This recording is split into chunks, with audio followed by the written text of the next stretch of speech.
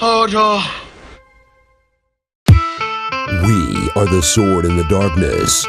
We are the shield that guards the realms of men. We are Game of Microphones. Good morrow, faithful door holders and fart noise-making sound effect engineers, and welcome to Game of Microphones. I'm Lord Sterling, Sir Duncan, Warden of the Shadow Plains. And I'm Lady Rachel of House Fox. Titles. And this is episode 97. On this episode of our series Rewatch, we're covering Game of Thrones, Season 6, Episode 5, The Door. And in case you're not already aware, this series Rewatch is from the perspective of someone who's current on the show. That means you've seen up through Season 7. If not, there's still time to sacrifice your life to save your best friends, holding the door shut to the end, even if it means being torn to shreds by a convulsing swarm of undead ice zombies, so you don't have to hear these spoilers. Warning! Spoiler alert. Spoiler alert. Holy shit. Yeah, that was draining. Very draining. So much in this episode. Such a good episode, though. Chew on. Oh, big time. Yeah, all over the place in this episode. Yeah. You want to just jump right into it? Sure. What do you got for number 5? So my number 5 is Kinvara. Nice. The High Priestess. So I just have to say again, these sets that they're on a lot of the time are so beautiful. The chandeliers, the fire chandeliers hanging from the ceiling to match like the braziers down below. The way the flame kind of just glistens off the stone in the pyramid. The architecture design itself. The staircase, I mean, truly, it's quite impressive. And I love Kinvara because she's super creepy. I mean, like, we thought Melisandre was creepy. Like, and we thought Melisandre was old. I have a feeling this chick is, like, way older than Melisandre and way creepier. So much so, yeah. I this is my number 5 also. And oh, nice. I agree that she is way, way creepy. Yeah. Some seriously suspenseful moments here. Yeah, and I really love this dialogue because Tyrion did see that the Red Priests were spreading Daenerys's testimony in Volantis, which I think is what gave him the idea to invite Kinvara to Meereen, to spread the word in Meereen, not just in Volantis or wherever else they are. So we get the man who's introducing Kinvara. You stand before the presence of Kinvara, High Priestess of the Red Temple of Volantis, the flame of truth, the light of wisdom, the first servant of the Lord of Light. That's so hardcore. I was like, holy shit, the first servant? Yeah, like if Melisandre's old, she's got the same necklace on. I saw that ruby necklace and I was like, damn, this bitch must be real old. Like really freaking old. Like if Melisandre is centuries old, she's probably millennia old. Oh my God. And talk about a glamour. She's quite beautiful. She has like those piercing blue eyes and that kind of dark red hair. And she looks very regal. And I made a connection because we find out that she's the first servant of the Lord of Light. And, travel over to Braavos. Jaqen H'ghar gives Arya a lesson on the first faceless men. And I know that we've talked a little bit about very interesting. The parallel between the red god and the god of death. Yeah, totally. So I thought that was kind of interesting parallel to occur in the same episode of each other. I think we could read into that and say that there's a connection to these two, what are deemed kind of different religions. They're very similar in how they go about doing business with glamours and faces and all of that. A lot of death and sacrifice to the god. Yeah, so I thought that was a nice little parallel between two very similar religions. And we get Tyrion trying to speak Valyrian again. And at least this time he keeps it simple. Very simple. Welcome to Marine. That's about the extent of my Valyrian. Yeah. And she is not very talkative. She's just quiet. I think she's tapping into, because there's fire all around them. There's fire in the chandeliers. There's fire next to her and around her. So I think she's tapping in and feeling Varys and Tyrion out. I also found it really funny because we get was it a couple seasons ago, or maybe beginning of last season, when Tyrion's gloating about his diplomacy skills when they're waiting for the Prince of Dorne. Right. He totally kind of fails at that. Blows right by him, basically. Well, this kind of happens too, because he's welcome to Marine, and she just sits there and says nothing. And he's well, thanks for coming. Right, Let's get down to business. He starts asking for help, and she's like, I came to help. You don't need to persuade me. She already knows why she's there, basically what they want from her.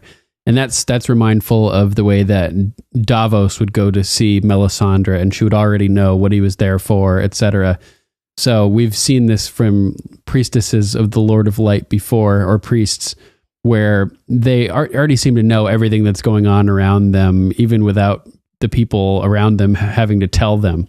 So it's just kind of cool that we're seeing that with Tyrion and Varys here, that they're starting to talk with her and realizing that she already knows what they want to say and why.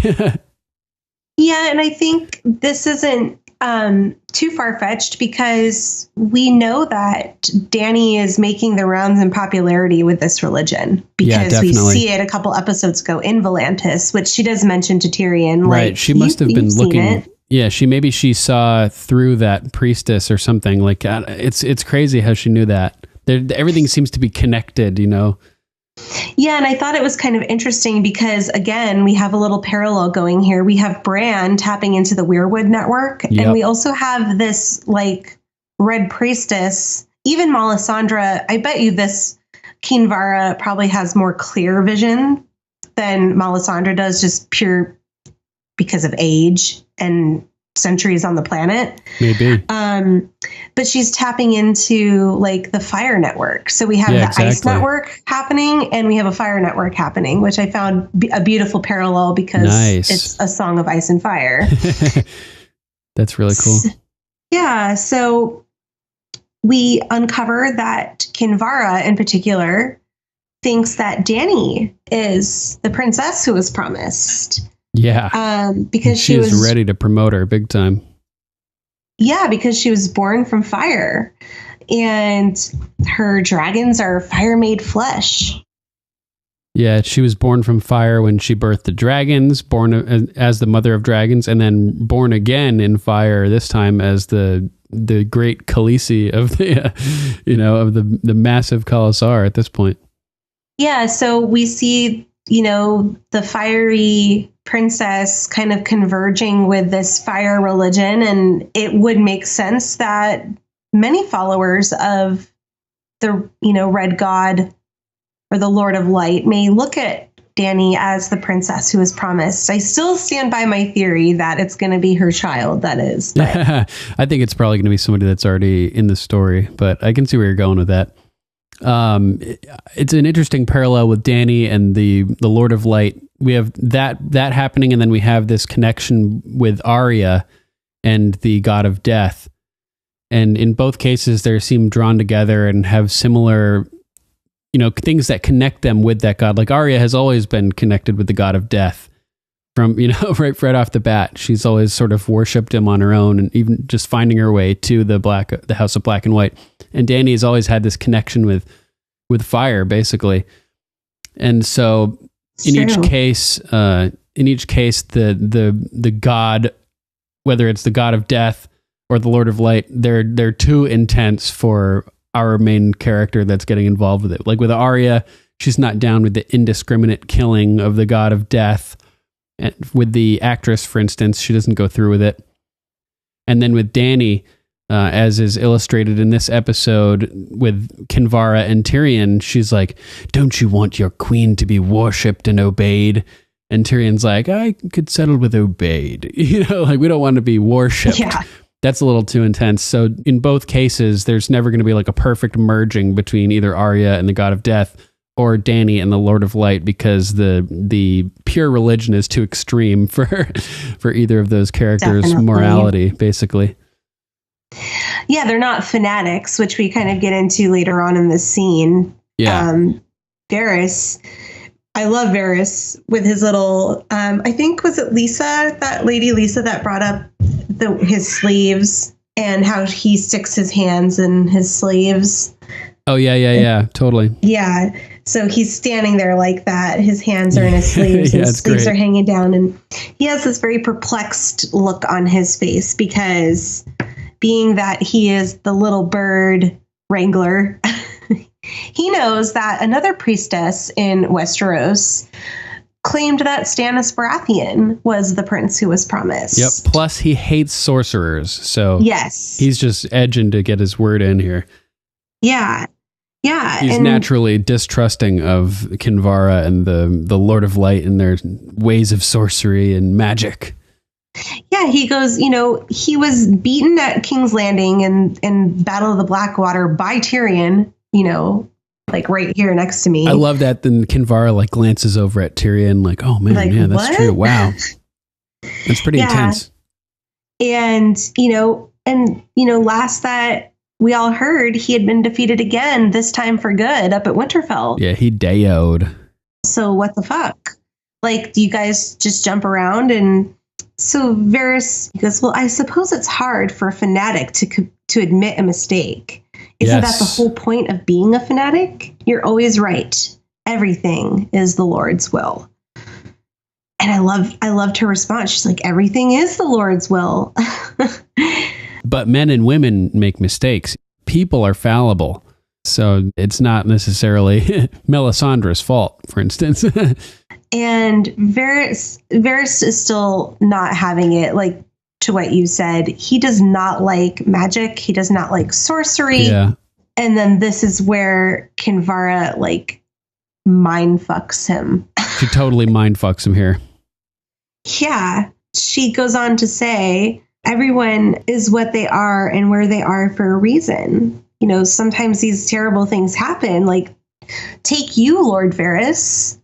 When that second-rate sorcerer threw your parts into the fire, like, didn't you hear a voice talking? Like, how could you deny that this is real? Yeah. And the look of astonished, like, he goes from skeptical to what the fuck, to astonished to like true concern on his face when she's done talking. Yeah, there's a progression of him looking more and more aghast as it goes until he's looking legitimately terrified. Because do you remember? Should I tell you what the voice said? And he's like, what on earth is going on right now? Should I tell you the name of the one who spoke? First of all, how does this person know this? Yeah, it goes through like a series of levels. First, she's like, what happened to you when you were a child? And he's like, huh? If not for your mutilation. Then he's like, huh? At the hand of a second-rate sorcerer. And every time she says something, he's like astonished that she knows more and more. And more furrowed. So he's like, first of all, surprised that she knows that he was mutilated at the hand of a sorcerer. Then he's surprised to know that she knew about the voice. And then on top of everything, she's like, would you like to know what the translation was? What he said? Who was speaking? And he's like, oh my God. Yeah. He looks so fucking scared at that moment. It's hilarious. And she reaches out and touches his arm as he's looks in the most terrified. I know. And he's like looking at her. Yeah, he's like just like completely like a deer in the headlights. And she's like, as long as you're true to Daenerys, you have nothing to fear from me. Basically, he's just like, oh my God. Amazing. So crazy. Yeah. And he and Tyrion are both just shocked into silence. I just loved everything about that whole dynamic, and especially because Tyrion was trying to like lessen Varys's comments. You know, my friend is very skeptical about religion. It's like skeptical. Yeah. He's like completely against it. Like he doesn't want anything to do with it. Yeah, as Varys was getting sort of like crazier and crazier about the situation with Stannis, like more and more questioning of Kinvara and like accusatory about their trustworthiness and how they've been wrong about this stuff. Tyrion is looking more and more uncomfortable. I think Tyrion's coming again from the political perspective is like, dude, it doesn't matter. Like, we just need people that other people will listen to spread the word that Dany is the reason that, you know, the Civil War has stopped. And that the killings have stopped. Right. He's like, shh, come on, we just need her on our side. Like, be quiet. Shut the fuck and up, also, dude. you don't want to piss her off because she's terrifying. She knows things. Yeah. She burns and she knows things. Nice.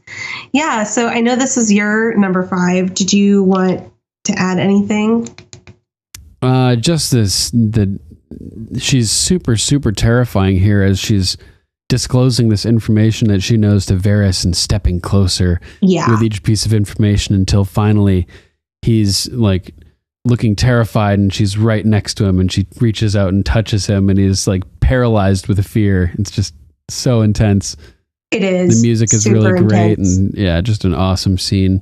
And I feel like going back to like Varys, I think he's kind of like a germaphobe. Because he's always has his hands covered and he's always washing his hands. And I think her touching him was like awkward on multiple levels. Of like, he reminds me of the guy that, oh God, what's that TV show?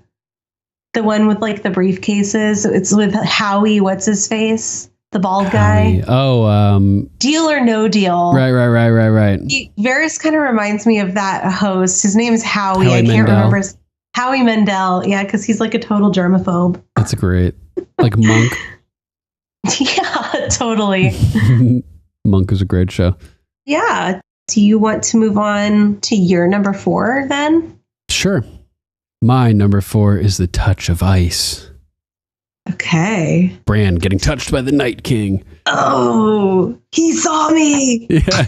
So the whole little scene starts off with Bran sitting alone under the tree, and the Three-Eyed Raven is like in a warging vision or something. So Bran is just sitting there kind of bored, or maybe the guy's asleep. I don't know. He's an old man, so either way.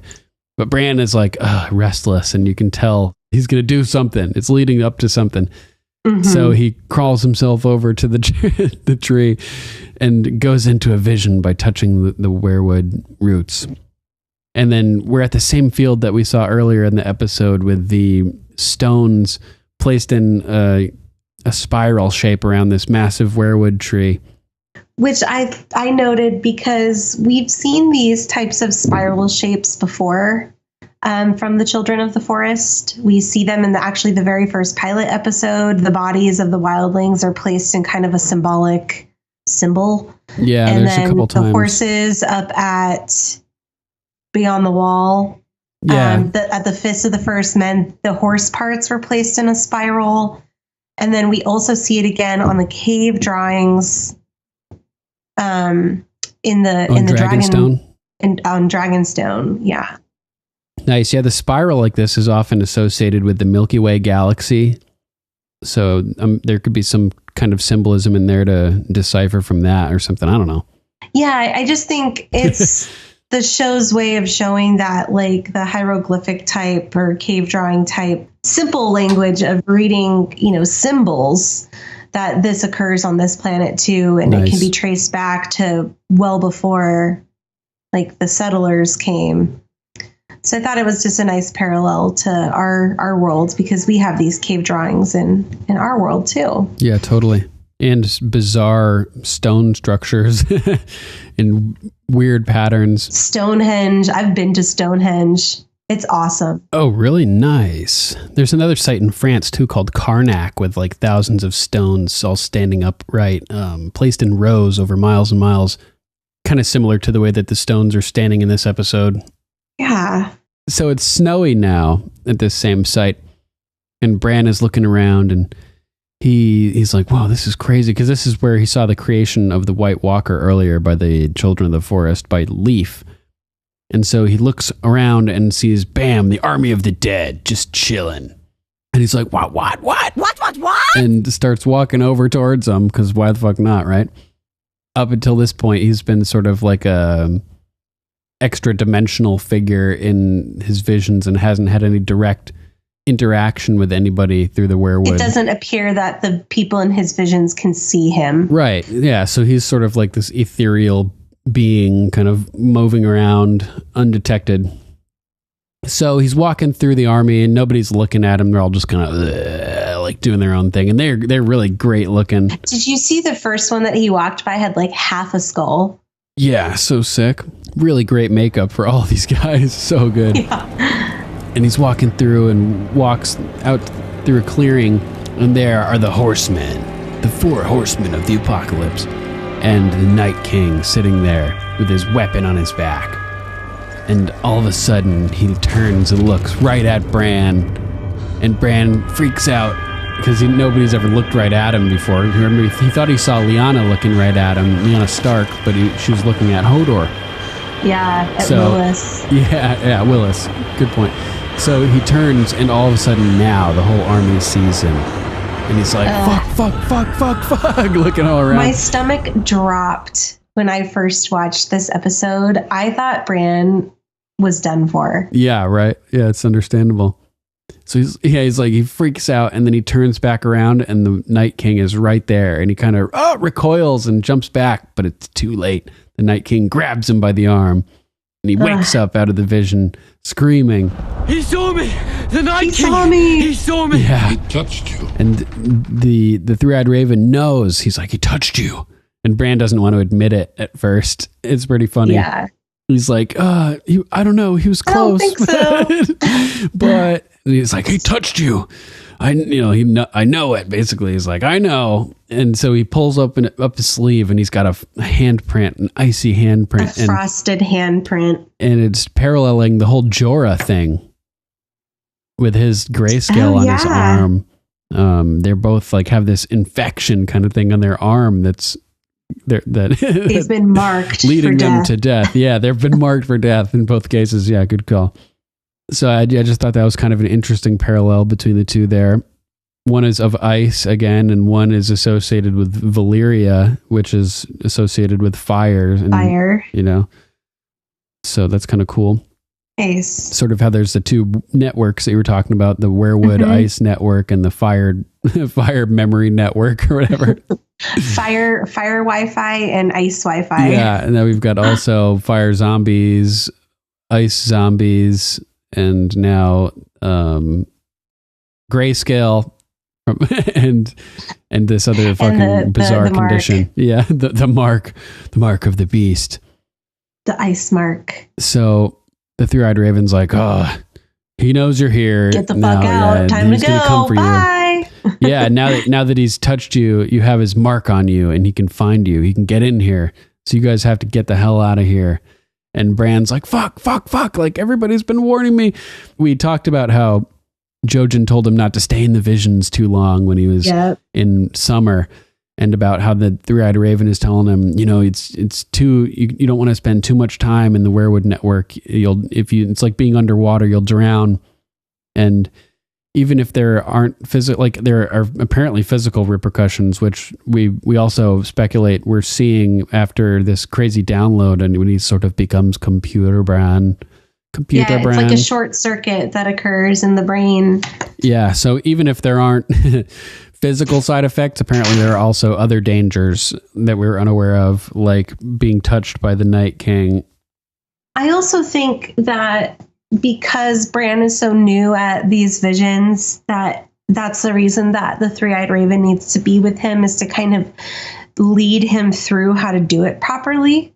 Yeah, versus probably going in by himself. Because, I mean, of course, the first time Bran goes in to this network by himself, not only, I mean, is he being seen, but he's being touched. And yeah, that's crazy. I think that if the three-eyed raven were with him, that wouldn't have happened, because the three-eyed raven knows how to control these visions. Whereas Bran is just in the vision, but he's not like controlling. It's like a cloak of invisibility, if you will. You know, like there's a technique to these visions. Right, where you can like either just observe or also be part of it theoretically, interact, or potentially, or something. Yeah. And I think because Bran is so powerful and he can warg into humans, which is extremely uncommon, like rare of. and unheard of, that maybe that's why the three-eyed raven is giving him doses of these visions, because as we came to see, when he wants to, he can interact with calling out to Ned at the Tower of Joy. Yeah. And then obviously what happens with Hodor later. Yeah, so I think the three-eyed raven has to be very careful with Bran and exposing him in the proper amounts so he can get Bran to do it without harm coming to the past that would affect the future. Yeah. And harming the future as well. It's sort of like when a superhero gets their powers for the first time and they like crush a car or something accidentally. Yeah, they like don't know how to use them. Yeah. Like in Man of Steel or something like that. Yeah. So the three-eyed raven's like, you guys need to get out of there, all of you, and quick. And Bran's like, fuck, I'm sorry, I didn't mean to do that. And the three-eyed raven's just like, the time has come. For what? Bran asks, and he says, for you to become me. Like, what the fuck does that mean? To become the three-eyed raven, or to become actually that guy? Like, aren't there some theories out there that the three-eyed raven is Bran in the future? Yeah, definitely.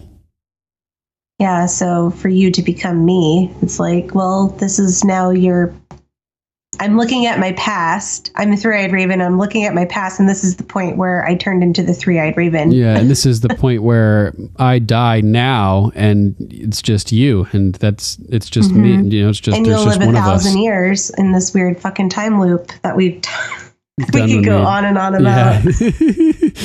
Yeah, it's so bizarre. So Bran's like, but am I ready for this? Like, what the hell? Like, and he's hell like, no. Nope, you're not ready. And it's going to suck. So, and your eyes are white, and they're going to stay white.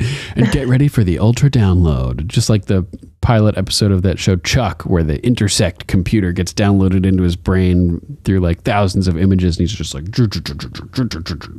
gets all mind warped. That's basically what's happening to Bran right now. It's like Google Photos on steroids. Oh shit. So yeah, that's my number 4, The Touch of Ice. Nice. How about you? What's your number 4? My number 4 is Dany overlooking the ruins of the Dosh Kaleen with Jorah and Daario. And I chose this as my number 4 because this is when Dany finally lets Jorah back into the friend zone. Yes, because he wasn't even in the friend zone before this. He wasn't even in the friend zone. He was banished. That's so hilarious. He was banished from the friend zone. From the friend zone. So, and she even says it. I banished you twice. You came back twice. Yep. And I wanted her to say, and you saved my life twice. Yeah. Because he saved her life at the Daznak's pit, and he saved her life in a way here. He came to rescue her and helped execute her plan of walking out of the fire. Yep, totally. So she's like, I can't send you away because clearly you're like a magnet. We'll just come right back. Yeah, she's like, I can't take you back. I can't send you away. And she starts to walk towards him. And he just like recoils back. so brutal. You must send me away. And it's so sad. And he kind of rolls up his sleeve to show her that he's covered in grayscale. And Dani looks horrified. I mean, clearly she knows what this is. Yeah, she's in total shock. Yeah, and she's like, how is this possible? Like, can you cure it? How long does it take to spread? Like, what? He's like, what's going to happen to you? He doesn't know if there's a cure. He doesn't know how long it takes, but he does say that he's seen what happens when it progresses. Yes. Up close and personal. Yeah. And he says, he's like, I'll end things before that. Yeah. And so I love that she starts to cry here. Yeah, it's so rough. It is. It's so sad. Like finally she's accepting bringing him back and kind of, and I know, and she's losing him against her will this time. Yeah. And he goes, please don't be sorry. All I ever wanted was to serve you. Tyrion was right. I love you. And I was like, oh God, what a sad moment. Tyrion Lannister was right. I love you.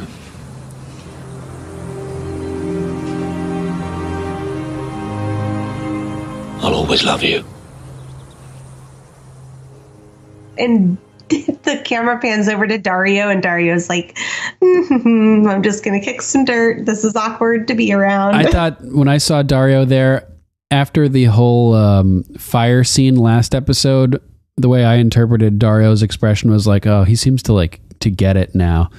To understand the way Jorah feels and why he's so devoted to her, because she's like this transcendent being. And so I've thought that he sort of felt for Jorah in that scene. Yeah, well, I can see that, and I think maybe if we go down that line of thought that, maybe Daario actually feels kind of bad for badgering him on their journey to find Dani, talking about not being able to ride the dragon and you're old and undeserving, basically. I think maybe it just kind of shut him up a little bit. I think that Daario feels more insignificant now than he used to, now that he sees what Dani's capable of. And he's like, oh, maybe I could end up like Jorah. Yeah, that's true. That's true too. So he's like, oh, I think he gets it more now. Yeah. And he goes, I'll always love you. Goodbye, Khaleesi. I love how he says Khaleesi. Yeah. It's a catch line or a catchphrase kind of for him. Yeah. Khaleesi.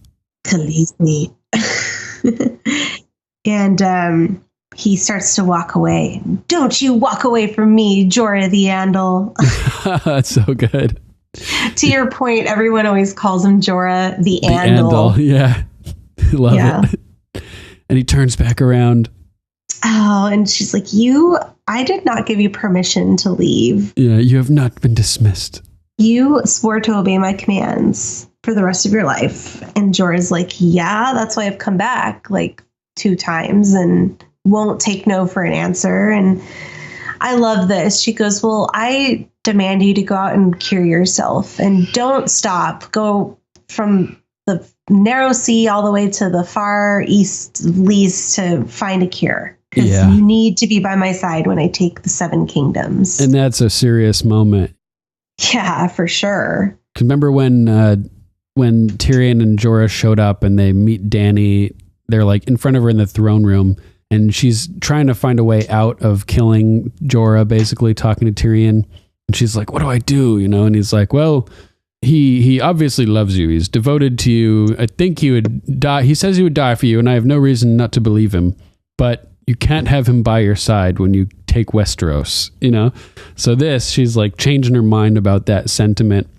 And those seeds that Tyrion planted in that scene that I was talking about have grown and are flowering now as she's realizing that he is devoted to her and she's had time to forgive him. And so they bear fruit this scene as she brings him back into the fold. And finally, for once, he's leaving her, but he's now leaving with a purpose. He feels so proud too. Like you see his chest like lift, and he feels like exactly what you just said. Like he has a purpose again, has a reason to fight. Because I think Jorah might have given up. I think he would have, like he said, ended it probably far quicker than need be, and he would have never probably looked for a cure. Yeah. If she hadn't taken him back. So I think that her propelling that, if she hadn't have given him that command, I don't think he would have ever looked for a cure, and he would have never been cured. He would have never gone to the Citadel and met Sam. I love this scene. It's so good. It is. It's good to see them just like back on good terms again. Yeah, the tension is gone. Yeah. Dany has her team. Yep, she just needed some time to forgive him and miss him. Which, is kind of understandable. Yep. Like, he did spy on her.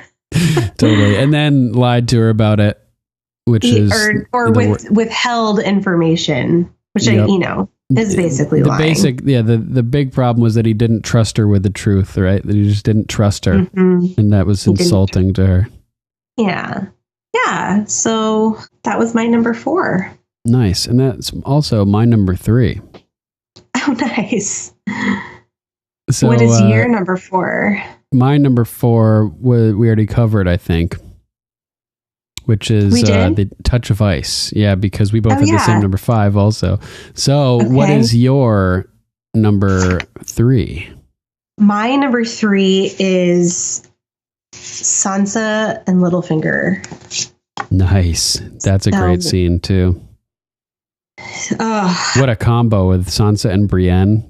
The gangster level is to 11. The freaking Amazon gorgeous women like coming to throw down on Littlefinger. Yeah, because Sansa's really tall too. Yeah, like Gwendolyn Christie's like over 6 feet, and I think she's 6'3". Yeah, Sophie Turner's like 5'11". So these are tall women. Yeah, super tall. Love it. So I think what I'll do is just start kind of at the beginning of the episode. Yeah, sounds good. When Sansa is sitting knitting in the chair and she gets a letter and she's reading it. It's got the Mockingbird sigil. Yeah, and she goes, "How far is Molestown?" And so just from the visual of seeing the Mockingbird sigil, we can kind of deduce that Littlefinger is in Molestown. Yes, absolutely. And so Littlefinger is looking sheepish as usual, and standing in the middle of a dark room, like a torn up shack. Yeah, because Molestown was sacked. Well, and it was sacked. Oh yeah, true. I don't think anyone lives there anymore. Good point. Good point. Yeah, so I think it's deserted. Damn. Which is actually a safe place for them to meet in a way. Yeah. No one will see Littlefinger with her, which I'm sure is why he chose the locale. The ruins of Molestown. The ruins of Molestown. Yeah. Pretty good spot. And he goes, I'm so glad to see that you've escaped unharmed. And she's like, unharmed? Oh, man. Like, are you fucking kidding me right now? So intense. And she makes a point to say that he left her face untouched. Yeah. He's like, well, I rode north to help you out. The Vale is camped out at Moat Cailin. Yeah, like I came to your aid. She's like, to my aid? And I love how she flat out asked him, did you know? Did you know that this was going to happen to me? Yeah, did you know that Ramsay is a nutcase? Yeah, if you didn't know, you're an idiot. If you did know, you're my enemy. Another great line. I love it. Yeah, and I love how she like gets closer to him too. She's like, I'm not fucking around. Like, I'm not just standing my ground. I'm encroaching on yours. Yeah, like, totally. Like we're on the offensive about, like, now. Yeah, like body language type. Most people when they're standing off to one another, they don't move. When you advance into someone's, personal bubble, that's you're saying something. Yeah, it's an aggressive posturing. Yeah, and I love that she does that to him. Totally. She's squeezing him, increasing pressure. Yeah, and now she's going to like start mind fucking with him and make him feel super uncomfortable. Oh, yeah. Because he has a weird, we've talked about this many times in previous episodes. His love for Sansa is very complex and confusing. Yep. He looks at her like a daughter. He looks at her like a lover, like someone he wants to, you know, be in love with and get married to. And so for her to talk about what she, you know, she actually makes this, you know, ladies should not be talking about this stuff. What happened on our wedding night? He never hurt my face because he needed that. But the rest of me, basically, I was mutilated and tortured and beaten and raped and probably sodomized and all sorts of other freaky fucking shit that you can imagine Ramsay Bolton doing. Like, it's horrible. Littlefinger's like, I don't know what to say here. Yeah, he's like, I don't know what to say. And she's like, what do you think he did to me? Right. Yeah. First he declines to answer. Yeah. You know, he's like, I can't even begin to contemplate. Like, he's really trying to avoid answering. And she's like, again, like, what do you think he did to me? And after a moment of silence, Brienne she reaches for her sword. Lady Sansa asked you a question. I'm like, oh, shit. Dude, that combo is so gangster. Yeah. And he's like, I think he beat you. Looks like probably he beat you. She's like, oh yeah, that was like the easy part. She's like, yeah, he beat me. That's like the least of what he did to me. You know, because Littlefinger knows what he probably has done to her at this point. And he's like, did he cut you? She's like, maybe you did know about him. You know, and Littlefinger's trying to slither out of this. He's like, I'm so sorry. I had no idea. I made a mistake. People make mistakes. I underestimated a stranger. Yeah. So I was wondering, at this point, I know we've speculated in the past that maybe Littlefinger didn't know about Ramsay to the extent of Ramsay's craziness. Like, what do you think now? I'm still not sure. I mean, he's claiming that he really didn't know, but he knows that he likes to cut people apparently. So I don't know, either he learned subsequently or he didn't know to the extent of his craziness. I'm not really sure. What do you think? I think he didn't know at first, but I think he's also been keeping tabs on Sansa from afar. So I think he might have a clue that she wasn't doing well. Like he left some of his own spy network in Winterfell, basically. Possibly. Like he's got somebody there. Mm-hmm. Possibly. Because he's like Varys, you know, he has a spy network of his own, basically. Yeah, he does. So I wouldn't put it past him that he had eyes in Winterfell, which, I mean, clearly are not going to be inside the bedroom at all times, but like reporting that she's locked in the tower, basically, like, and she's not allowed out. And maybe keeping tabs on Ramsay's crazy activities. Yeah, flaying that old lady. And like, oh, he likes to, flay people and like do fucked up shit, hunt people and feed people to his dogs. So I think at this point he knew that maybe Sansa wasn't being treated the best, but I don't think he still had a clue of how abused she was. He'd heard that she'd escaped from Winterfell, and that's something that I imagine Ramsay would want to keep a secret. Yes, so he must have somebody on the inside. Yeah, good catch. Good catch on that for sure. Thanks. And so Sansa goes on, you know, saying like, I'm really should not be talking about this, but I imagine that a brothel keeper talks about the shit he did to me all the time. And this line, like, it just hurts to even listen to anyone say. Yeah. She's like, I can still feel it. I don't mean in my tender heart. It still pains me so. I can still feel what he did in my body standing here right now.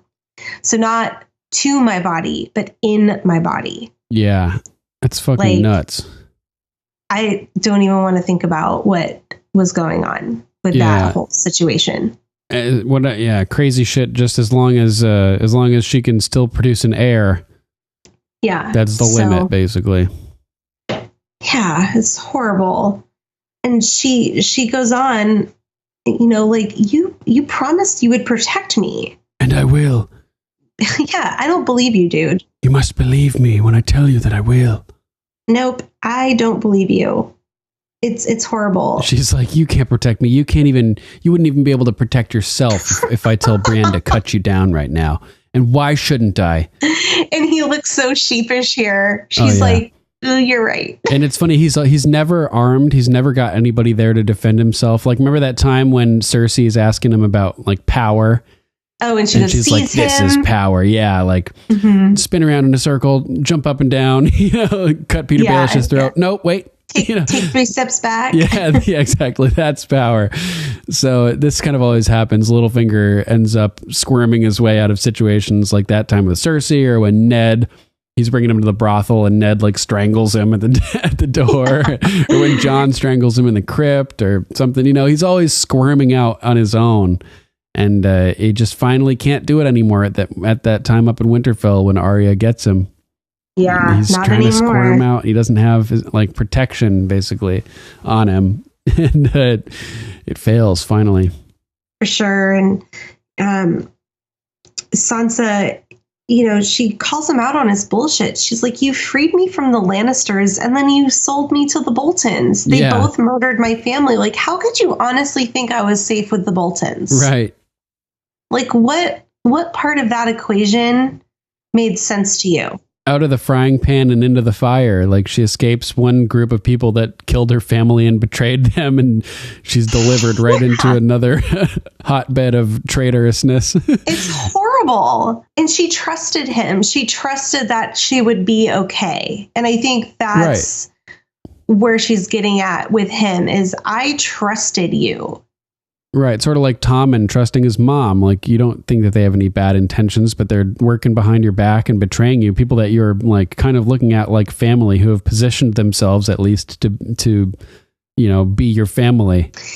Yeah. So Littlefinger tries to get a little bit, save some grace here. He's like, I would do anything to take back everything that's happened to you. And I do feel some type of genuine response to that. I think what he is saying is true. Maybe not like totally true, but I think that he would have, if he would have known exactly what was happening, like making Reek watch and the beatings and being locked away and the rape and all of that, I think he would have tried to do something. But if he started getting tangled in a web that he didn't want to be tangled in, he would have stopped. Because it's always about Littlefinger at the end of the day. Right. In the end, it's always about Littlefinger. It's always about I think he would have avoided that situation if he had known he could have. Yeah. Like, he wouldn't have willingly given her up probably to be abused in that way. No, I don't think so. I would like to think not. So I'm just going to go with that in this extremely dark story. I'm just going to go with that whole situation. But yeah, so he's like, well, I have an army, like I can help out. And she's like, I have an army too, basically. Yeah, like, I don't need you, you motherfucker. Littlefinger's like, well, it's your brother's army, but okay. And he's your half brother, so he's not even a Stark. And he just kind of like leaves her on that thought. And she's like, fuck you, motherfucker. Damn it, I don't want to have to need you. He's such a bastard. He's always planting seeds of doubt. Like, when they were at that inn on the road and Brienne came and he was planting seeds of doubt about her character, about her capability, about all these different aspects of her existence. Definitely. And about her talent, he's just doing the same thing now. Can you trust Jon? He's only your half brother. Yeah, it's not your army, it's your brother's army. God, he's such a little He's a worm. twerp. Yeah. He does. He reminds me of a worm. That's great. That's so funny. Yeah. So that was my number 3. Wormy Wormster. It was good seeing him squirm a little bit. Like, he's like, do you want me to beg for my life? I'll do it.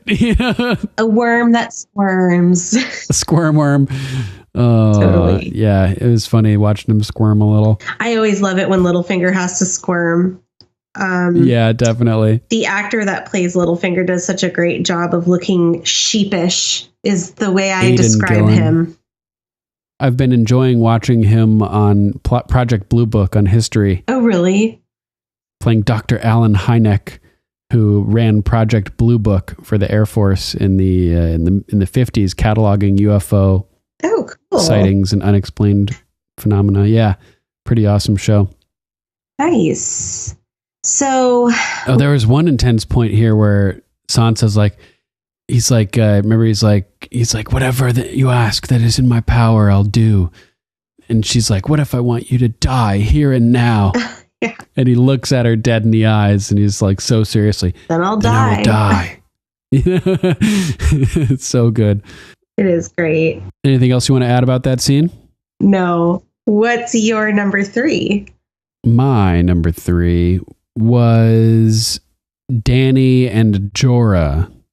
Back in his grace's good graces. I oh yeah, that's right. Okay. So let's do your number 2. My number 2 is Arya and the Play. Oh, good. I wanted to talk about this, but I didn't have it in my top 3 or top 5. This was one of the ones you had trouble. Yeah, I wanted to include it because it was super important for Arya's development, but I just thought some of the other scenes were just stronger. Sure. So it starts off before we get to the play with Arya getting her ass whipped by the waif. as usual. Yeah. And she's getting nailed and beat up and knocked on the ground, and the waif is taunting her verbally. And like, you should just go home. You're not Lady just wasting your time. Yeah. And Arya has a pretty cool move where she jumps from her back up onto her feet without using any hands to propel herself, which was pretty nice. She's like a break dancer. It was cool. Yeah, totally. So that was pretty cool. And she gets in her fighting stance, and the waif reaches out her hand and drops her staff. And I like how she Arya. Turns, like, she's so robotic. Like, she stops and turns and like tilts her head like, you want to go? I sense a spar coming on. Yeah, and do you know, this scene reminded me of The Matrix. Yes, and she's like dodging all that shit. Yeah. Yeah, just like Neo in The Matrix. Yeah. So we know the waif was basically channeling the T-1000 from Terminator 2 and the chase scene through the market when she's chasing Arya later in the season. Here, first, we get to see her be Neo from The Matrix. Doing some crazy moves. Yeah, that must be kind of fun being the actor playing the waif and getting to do these scenes that are like pretty blatantly homages to some pretty great action heroes, action characters. And she does a good job too. Yeah, like, definitely. She's fast. Yeah, dodging all the blows, deflecting everything, and running too. It's so funny. Always get a kick out of that.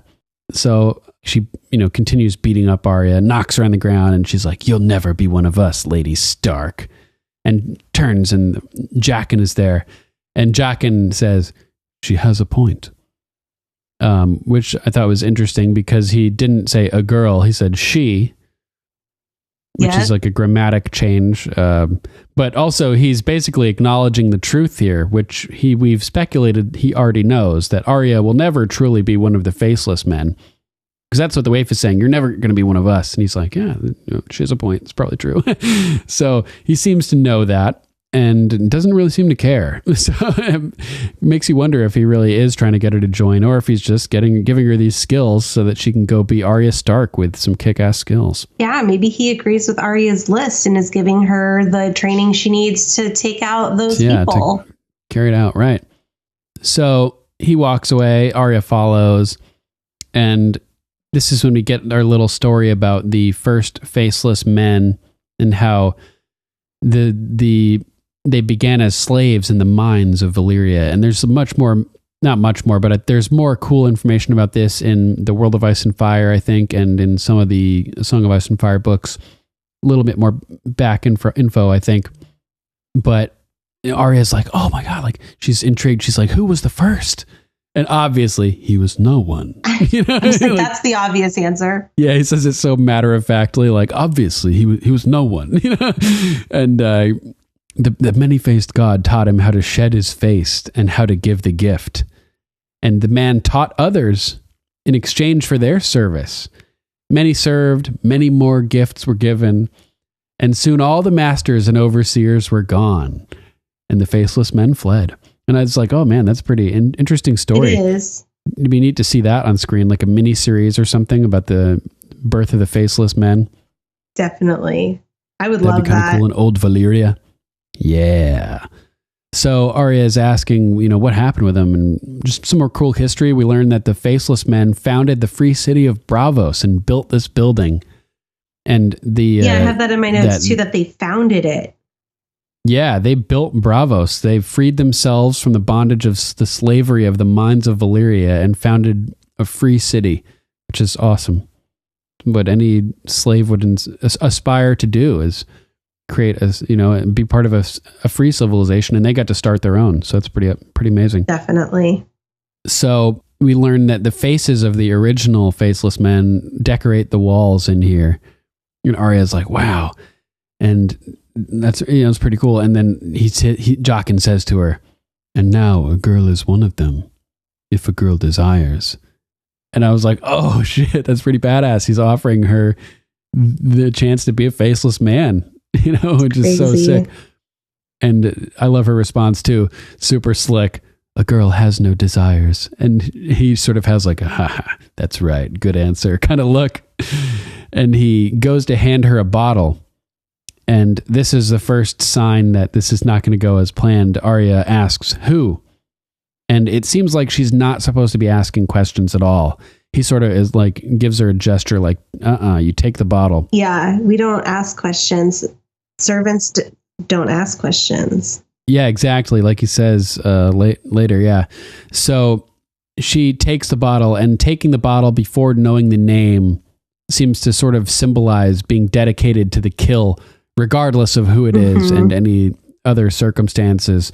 Like you're just supposed to do it, basically, which is, as I mentioned before, the indiscriminate nature of the killing of the god of death is sort of contrary to the natural morals that have been instilled in Arya Stark through growing up as a Stark and having the influence of Ned and the other good people that she grew up with, Maester Luwin, Septa Mordane, and whatnot. Old Nan. So, yeah, so this is just a match that's not meant to be, basically. Yeah, old Nan, exactly. Hodor. So, yeah. Hodor. So she takes the bottle and learns that she's going to have to go after this actress, Lady Crane, who's performing in a show. And he says, a girl has been given a second chance. There will not be a third. One way or another, a face will be added to the hall. Dun, dun, dun. A man makes a threat. And I'm thinking, does the waif's face count as one that could be added? I think it does. Because he's not saying like, he's not saying cryptic. Like it has to be the face of the actress, I think upon first listen, it's like, oh, it's either got to be the actress's face or it's going to be Arya's face. But as we come to know, maybe that's not the case. Yeah, maybe it's just anybody. Who cares? Whatever. It doesn't really seem to matter. Maybe he was directly referencing the waif here because he doesn't really seem surprised that Arya comes out on top when she puts the waif's face on the wall. Like when he sees it and she goes, the girl is Arya Stark and I'm going home. He doesn't really seem surprised that she killed the waif. Yeah, he seems like he's been, like maybe he's known that all along. Yeah. Yeah, it's pretty wild. There's, I kind of like the theory that he's Rhaegar Targaryen. I like it too. The more I think about it. It's probably not the case, but it's poetically kind of neat. Although he does have that streak of white hair, silver hair. Yeah. So moving on to the play. It's like, it's sort of a satirized version of reality, but it's also like, so there's like caricaturizations of the characters, but I think it's also influenced by Lannister propaganda. Oh, completely. Basically. So this is, it's like totally like they say that history is written by the victors. And so this is definitely history as told by Cersei Lannister, basically, the way that a lot of these characters are portrayed. So all this stuff is happening up on stage. We get Robert being murdered by the boar, a big, great, hairy boar, he says. And we see Joffrey and Cersei and Arya's enjoying it, laughing because they're making farting noises and all this funny stuff is happening up on stage. Just debauchery. Well, and she gets to see Joffrey being slapped.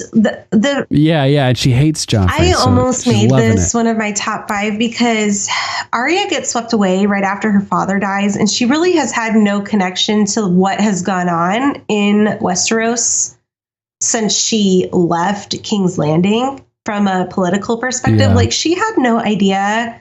I don't think she had any idea that Robert Baratheon died. I don't think she had any idea that they married Sansa to the imp. Yeah, it's questionable how much of this she knows. I'm not. Did she ever find out that she does know that Joffrey died? So I think she gets a kick out of that when that whole scene happens coming up next episode. Yeah, so this is sure. like her. I want to say like 5 o'clock news broadcasts of what's been going on in our homeland. Yeah. And it's also, we'll get more into it in a little bit, but it's also like a test, like this is testing her. The whole process of what she's undergoing right now is stripping herself of her identity. That's basically what Jaqen H'ghar is basically dangling, her life and her experiences in front of her, like to trigger memories. Yeah, exactly. It's a hard test. Yeah, exactly. Yeah, so we'll get more into that in a couple minutes.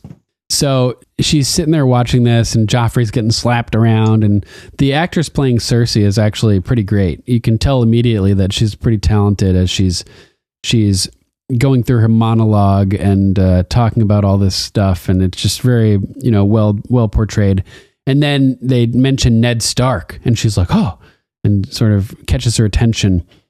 And then Tyrion shows up, and Ned shows up. And I thought this was kind of interesting because Tyrion and Ned never interacted in King's Landing. That's true. Yeah, by the time Tyrion got over there in season 2, Ned was already dead. Yeah, so this is Joffrey definitely running the propaganda. Yeah.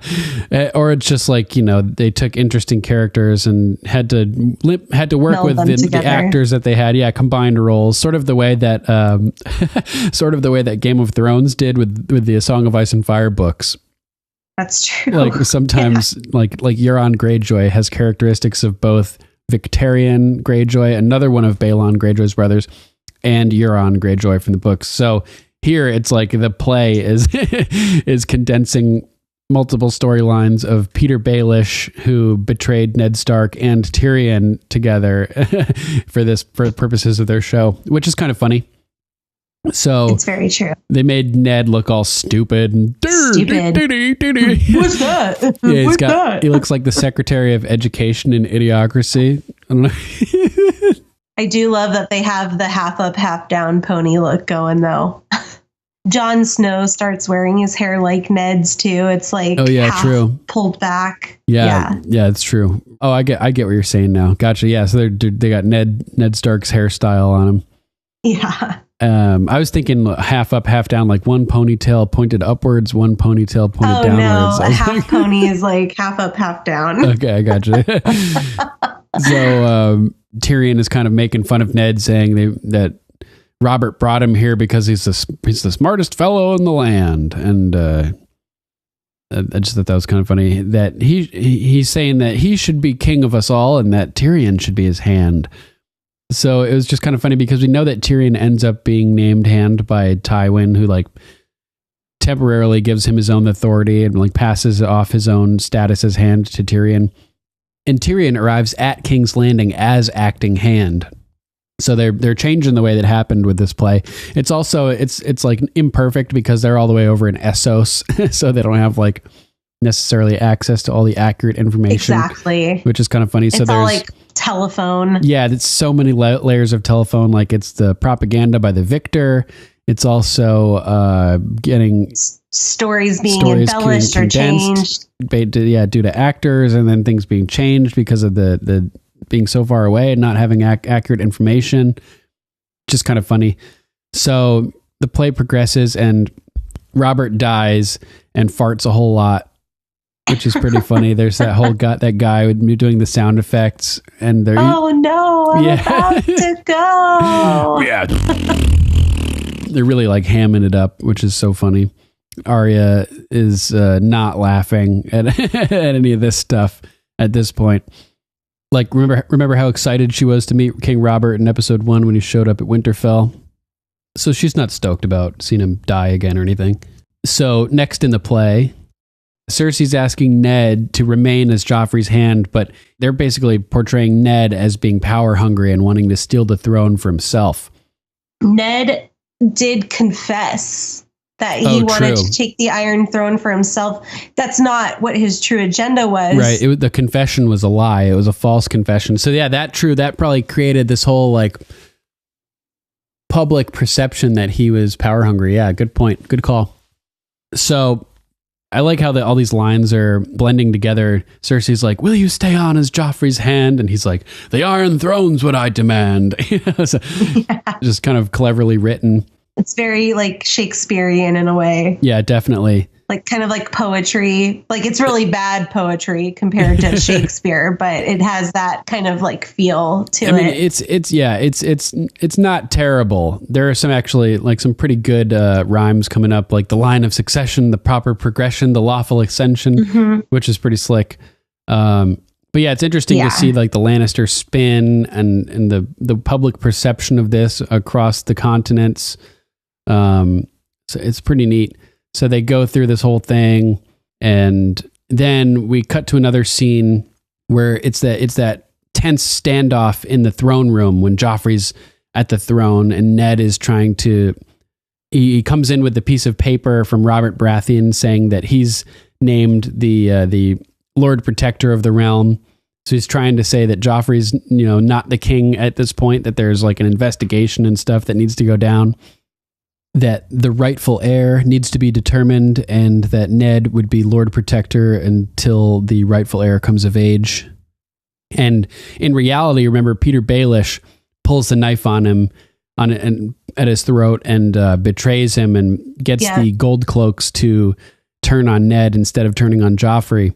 And here it's Tyrion that does that and pulls the knife out. So another case of them combining the characters, which is kind of cool. And then it cuts to the execution scene, and Sansa comes out on stage. And this is where it gets really sad for Arya. Suddenly, Arya is in the grips of a flashback. And you can see on her face that this is just like too much. She's reliving this horrible thing. She's on the brink of losing her identity to the faceless men Borg.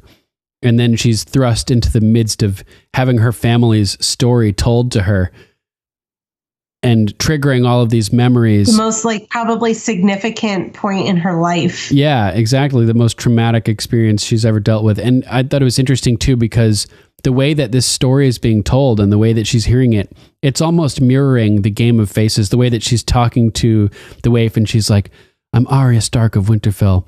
I had 4 brothers. Whack! That's a lie." And like some of the story's right, but some of it are lies. Yeah, good point. Good connection. Thanks. Yeah, that's the way that this story is unfolding now. So every time she's paying attention to the story, and some of the details are true, some of the details are false. Love it. But then every false detail is triggering Arya to want to correct it, right? Yep. And so subtly, psychologically, this is reaffirming her identity and her stark reality. And it's triggering her to put the pieces right and back in order and solidify her story in her mind again. And it's preventing her from becoming no one by triggering these memories and making her think about what happened and what reality is. So I thought that was just kind of neat how this is all happening, and it's testing her and preventing her from becoming no one by making her analyze the situation, essentially. Oh, yeah. That's crazy. Yeah, so cool. And so there are elements of reality in here, like Cersei publicly advocating to keep Ned alive, saying that there's no point in killing him. And then Sansa begging for his life. And then Joffrey says, "Oh, don't worry. You can all relax, good people.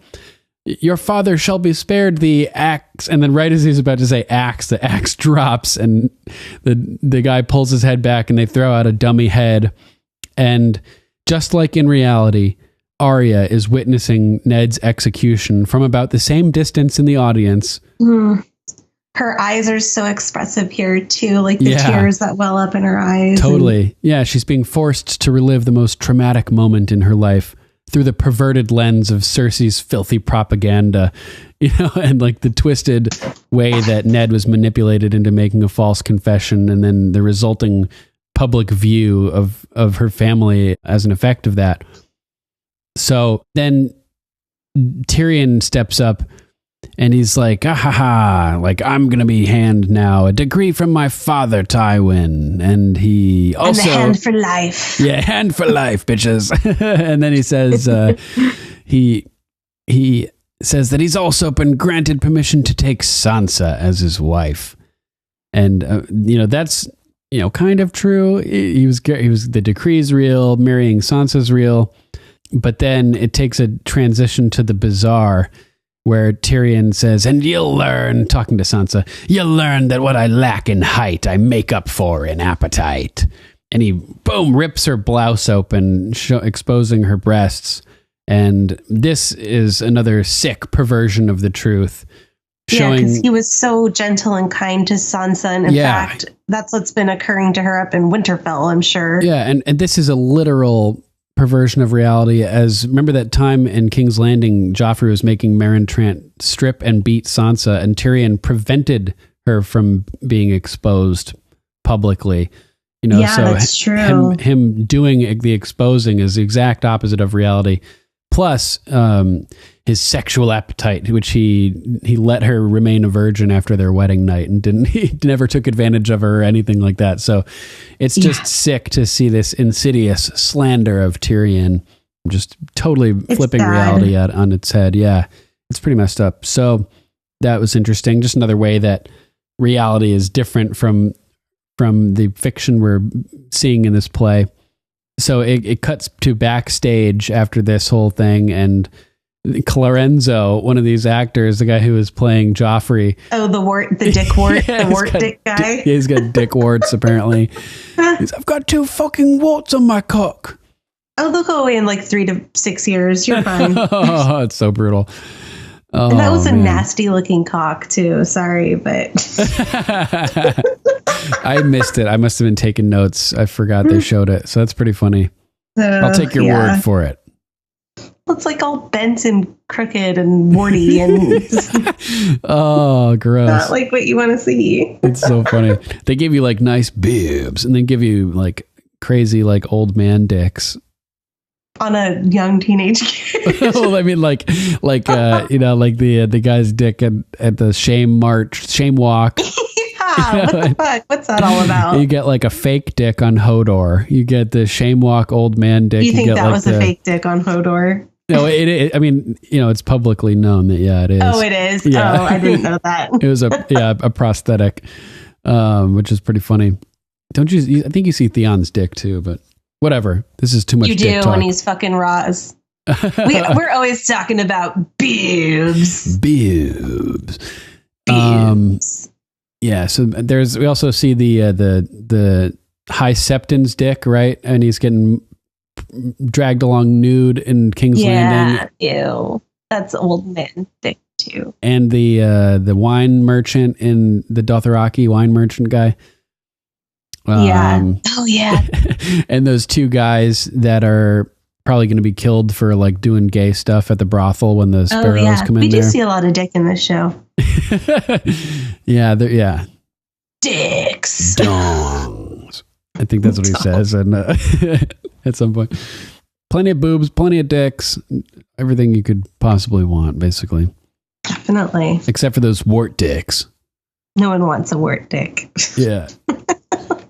So then the actress who's playing Sansa, Bianca, is complaining about only having a couple lines, and there are no small parts. Yeah, and then like since she's complaining, they're like, "Well, you also rang very false," and she's like, "I rang very false." Like immediately we get a negative view of Bianca, who we with her boobs hanging out still. Yeah, right. Although, the negative view of her is disguised by boobs, as we're lulled into thinking she's probably perfectly pleasant.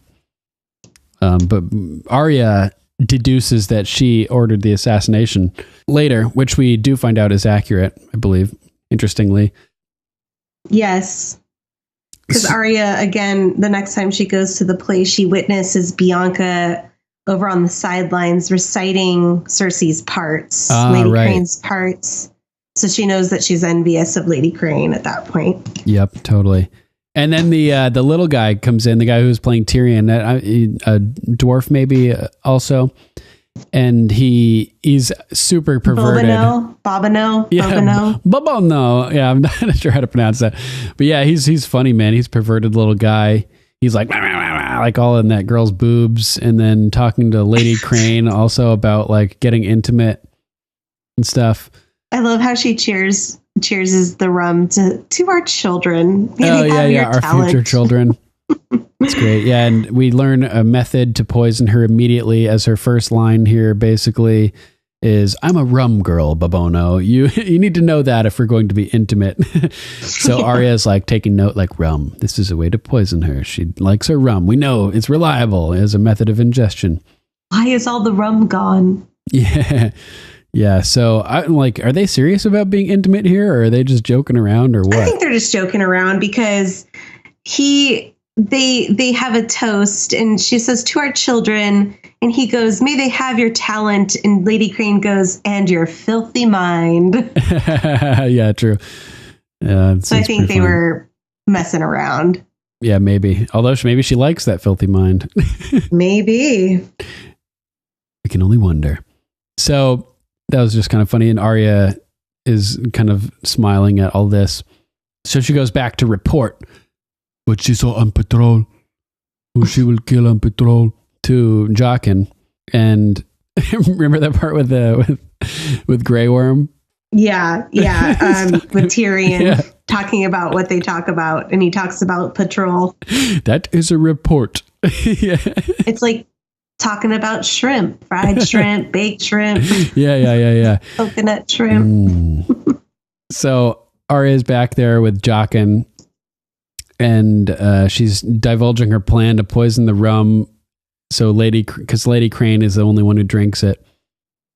And she wants to use one of those faces so bad. She's like, if a girl could use one of the faces from the hall. And Jaqen's like, a girl is not ready. He's like, no, bitch. See you angling for those faces. Happen. And then we have more cracks in the will of Arya, because at first she wanted to know the name before she accepted the contract, basically, and took the vial. And so here she's showing connections to the actress, emotional connections that she's formed, which is the exact opposite that you want if you're supposed to be no one. She seems like a decent woman. Yeah, she's a good actress. And yeah, she's like, she seems decent. And Jaqen has a really chilling line here. Does death only come for the wicked and leave the decent behind? And this is creepy because it's like, yeah, death obviously comes for everybody. We know that. But in terms of, it's not just death coming from, they're killing people, right? And so there's no moral code. They're not necessarily killing people that deserve it or anything. And it reminded me of Dexter. You remember that show Dexter? I do. I actually never watched Dexter. Oh man, it's so good. You got to watch it. You'll love it. So for anybody who hasn't seen it, the premise is this guy Dexter is a blood spatter analyst for Miami-Dade Metro Police in Florida. And he works for the cops doing crime scene investigation, but he also is a serial killer who kills killers. And in his youth, his father was a cop. His dad basically knows that he's going to be a killer and gives him a code so he will kill killers instead of killing indiscriminately, to make sure that people who deserve it are being killed. And as he's sort of learning, as Dexter's father is learning this about him, he is sitting there talking with him, and it's right in the pilot episode, this scene, and he discovers that Dexter had killed some animals, which is, typical for serial killers to do in their childhood. And he's like, Dexter, I found the bones, basically. He's like, have you ever thought about killing people? And Dexter's like, yeah, but no one in particular. Oh. Yeah. And he's like, well, why didn't you do it? And he's like, I didn't want to upset you and mom, basically. But The important part is that he said he had thought about killing people, but no one in particular. And that's like almost worse than wanting to like kill somebody. Yeah, like if somebody does something wrong to you and you want revenge and you want to kill them or something like that, it can be sort of understandable. But if you just want to kill for no reason, nobody in particular, you just have that bloodlust. That's kind of creepy. Yeah, it's creepy. It's not a good thing, So it's just this sort of just reminds me of that. Like these faceless men, like are just like, well, does death only come for the wicked and leave the decent behind? They're like, we just fucking kill everybody. Basically, you pay the price, and doesn't matter who it is, we'll kill them. And only death can pay for life. That was interesting too. Arya's like, who wants her dead? And he's like, that does not matter. The price was paid. And my first question is, how much? Right? Yeah. Bronn reference. How much with the cloak with the pot of gold on it? Yeah, the bronze house sigil with the black background with a crossed sword and bow. A pot of gold. Yeah, bow with a flaming arrow and for that wildfire thing that he shot, and a stack of gold coins. How much? Yeah, how much? So Arya, this is when Arya's like, yeah, it's the younger actress. She's jealous of Lady Crane because she's better and she wants to kill her. And Jaqen knows that she's, conflicted about all this. And he's like, listen, you need to decide, like, if you're serving the many-faced god or not. And Arya plays along. She's like, a girl has decided, but obviously that's not true. And Jaqen's like, you don't ask questions, basically. The servant does not ask questions. The servant does not ask questions. Just an interesting scene. I really like that whole play. I thought it was very well done. Me too. Yeah, really well written, really well choreographed. It's interesting to see like art within art. You know what I mean? So it kind of, in a way, it's very similar, not like what was going on in the play, but it's a similar concept to Phantom of the Opera, which is a play about an opera, which is essentially a play. It's a play about a play. That's cool. So yeah, I like stuff like that. Definitely. Dream within a dream. So that's it for my number 2. Nice. How about you? My number 2 is Sansa gives Jon a gift. Oh, nice. I loved this for so many reasons. We know that Sansa and Jon did not have much, if any, of a relationship with each other growing up, other than growing up together in a castle. Right. They didn't really have much. She was just an ass, basically. Like they didn't have much of a camaraderie, you could say. No, they had a relationship, but they weren't close or anything. Yeah, they had a kinship to each other, but I mean, it wasn't close. Yeah. And Sansa, I've always felt, has been a very selfish character up until recently. It's always been about her and what she wants. And I want to marry Joffrey, and we're going to have beautiful children with blonde hair, and he'll be my lion. And it's all about me. And when will I be queen? Yep. And it's all I've ever wanted, just to be queen. And Jon has been broody, which we know. And I think Brienne actually says that he's broody. Yeah, she totally does. Here in this episode. Yeah. And so he's always watched from afar. He's always had a chip on his shoulder. He's always wanted to be a Stark. What an honor it would be to carry your house's sigil. I'm not a Stark. I'm, a bastard. And here we have these two characters with completely different kind of like, it's funny how they have different backgrounds, but they grew up in the same family. And they have just two different perspectives growing up. Yeah, totally. And they converge on this beautiful cloak that Sansa made as a replica of Ned's. Yeah. First, he starts by complimenting her own dress that she's wearing, which she made like, herself. I like the wolf bit there, because he's immediately zoning in on the wolf around her shoulders. Yeah, and I find it funny because Sansa's been talking a lot about how she's a Stark and she has the Stark name, and everyone's saying that she's a Stark, but really she's a Bolton. Like, yeah, she's technically a Bolton right now. Right. It's like how people kept referring to Joffrey as a Lannister, but he was a Baratheon technically. Yeah, and I know that they, the women do keep allegiance to their houses. Like Catelyn was very proud to be a Tully and a Stark. Yeah, that's true. So I think that plays a role a little bit. Family, duty, honor. Yeah, that plays a little bit of a role here. It's like technically Sansa's a Bolton, but she's still a Stark. And she goes, I made this for you. And she hands over this beautiful cloak with a direwolf sigil on the leather breast strap. And I don't know if John's ever been granted a piece of direwolf clothing to wear before. He is not. To my knowledge, and I'm not that far into the books, so from the show perspective, he has not been granted anything to wear Stark related. In fact, he's constantly reminded that he's not a Stark. Right. So this is Sansa, I really feel, stepping into her role as Lady Stark. Absolutely.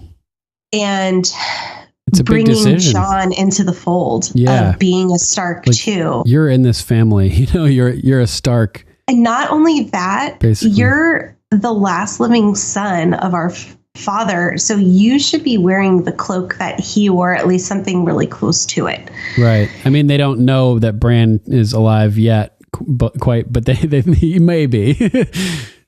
He may or may not be. I mean, they know Rickon's alive, but probably unlikely for long because he's with Ramsay. Yeah, true. But I think she sees what everyone else has seen in Jon. He's at least the eldest surviving son.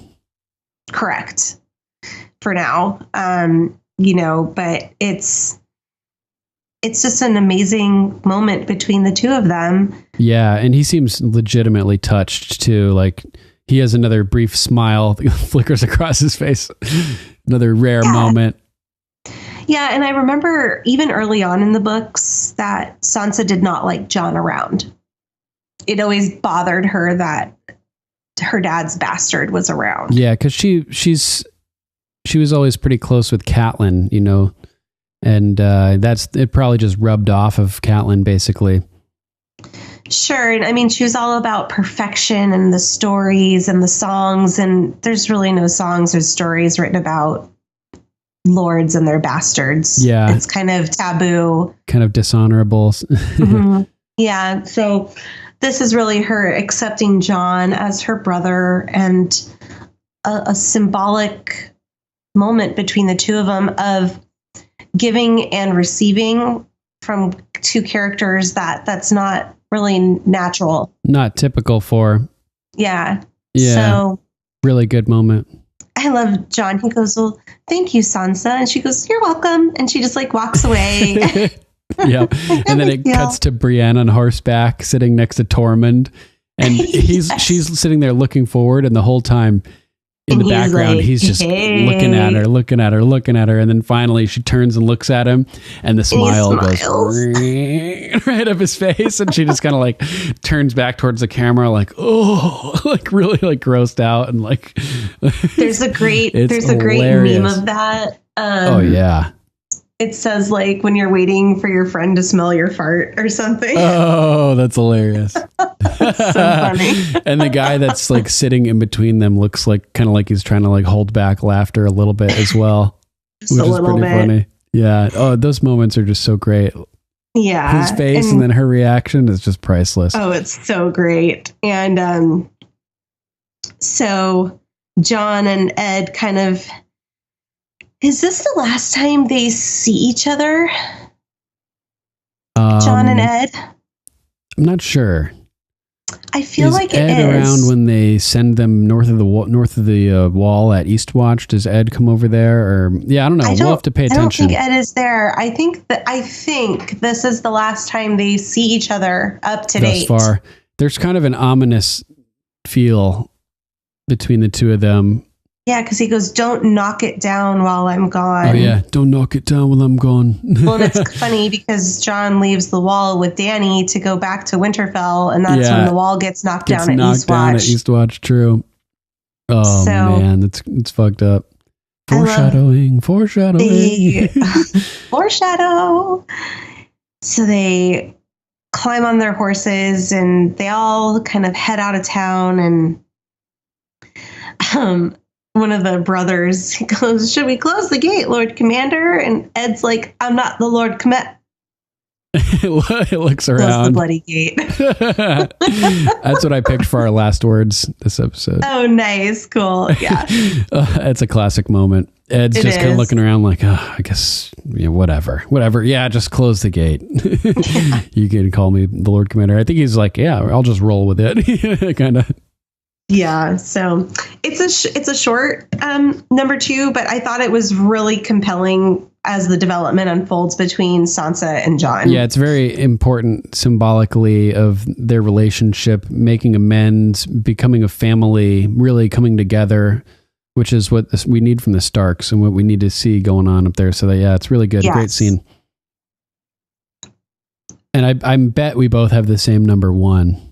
Yes, we probably do. I was tempted to pick a different number 1, but I had a really hard time not picking this scene as my number 1. I was like, I know she's going to pick it. I'll pick something else. But then I was like, no, let's go with reality and both have it as our number 1.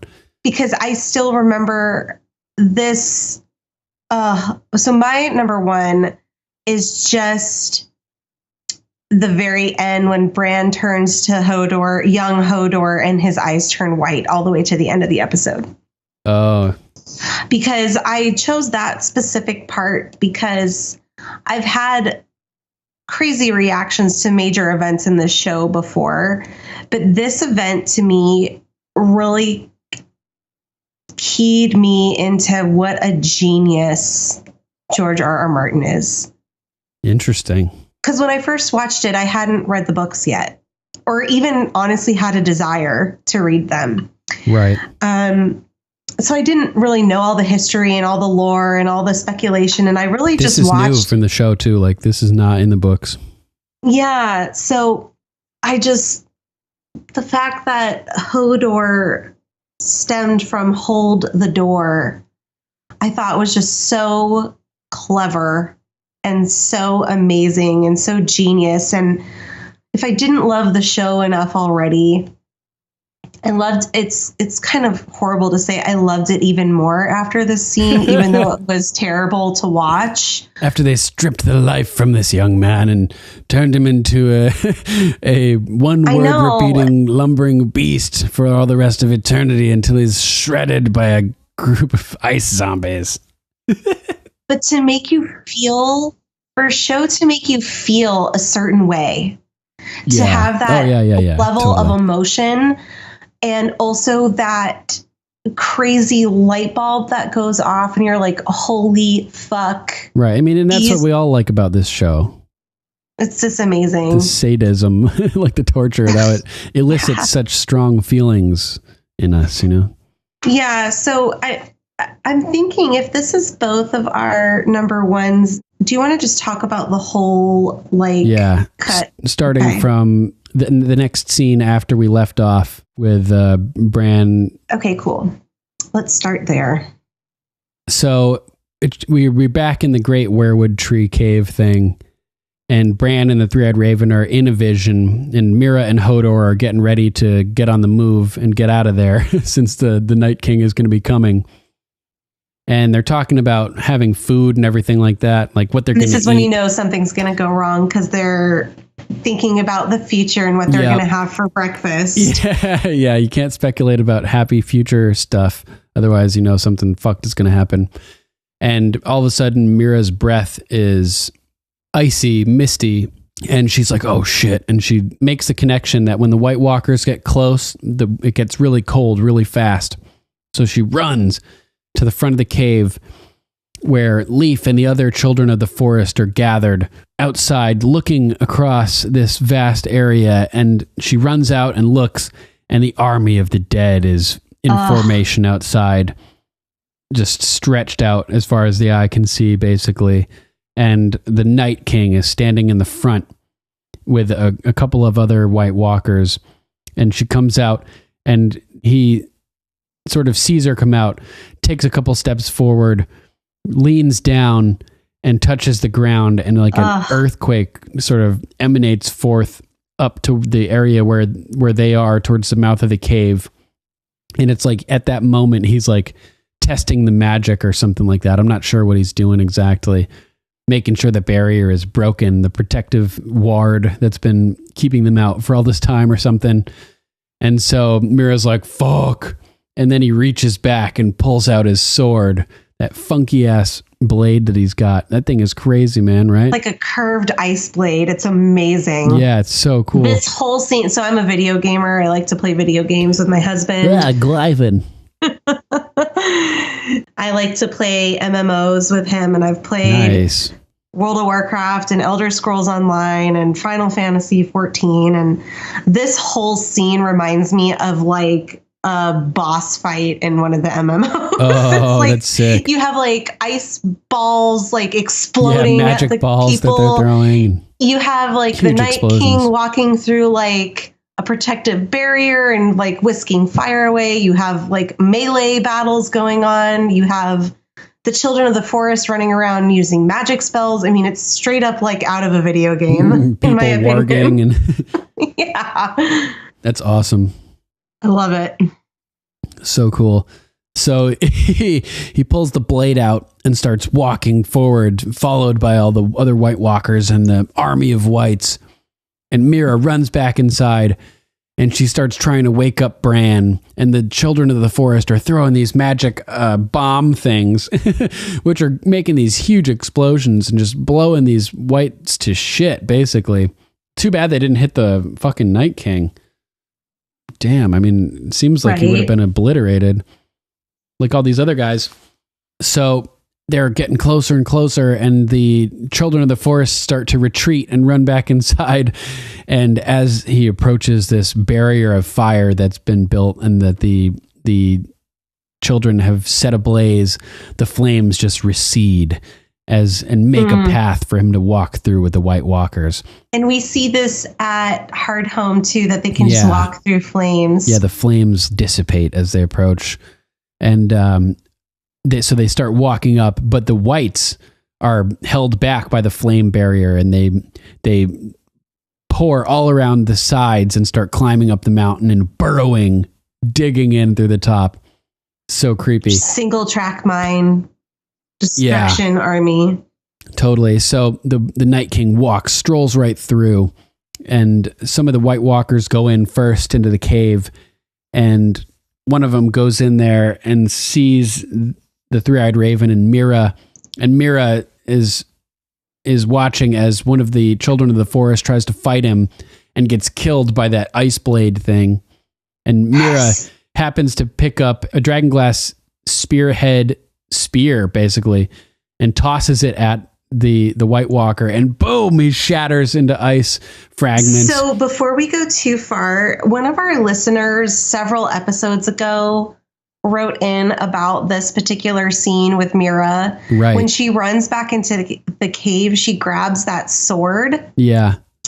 And so I saw her do that, but I didn't see her parry a White Walker's weapon with it. So I was curious if you saw that, because I remember that being a part of his feedback. I wasn't sure either. I don't think I saw her fight a White Walker with it either, but I did see her pick up a sword. I'm not sure whose sword it was or anything more about that. It was just like laying up against the wall, which is kind of random and well placed. I know she kills the White Walker with the dragonglass spear that Sam gave her, but I didn't see her do any combat with the sword that she picked up. Yeah, same here.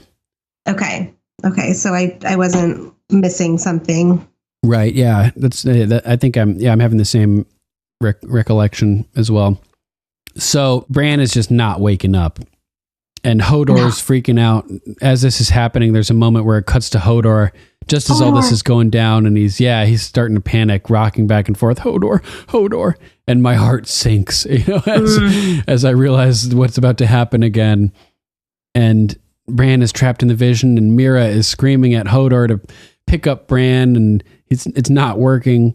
And she starts screaming at Bran, to wake up. And we have to go. Yeah, it cuts into the vision, and he's watching Ned speaking with Rickard Stark about leaving to go live at the Vale and to be Jon Arryn's ward. It's just a cool little conversation between the two of them. You can sort of tell that this is a Stark, and it makes sense in context in Ned's character. He's telling him to remember that he's a Stark and behave with dignity and try to stay out of fights.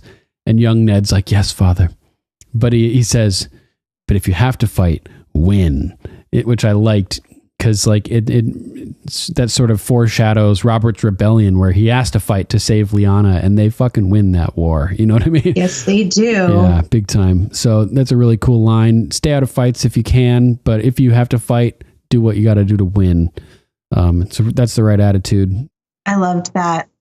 Yeah, it cuts back out to Mira, and she's trying to get him to wake up, and whites are finishing digging through the ceiling at this point, and they're starting to pop out and fall down on her.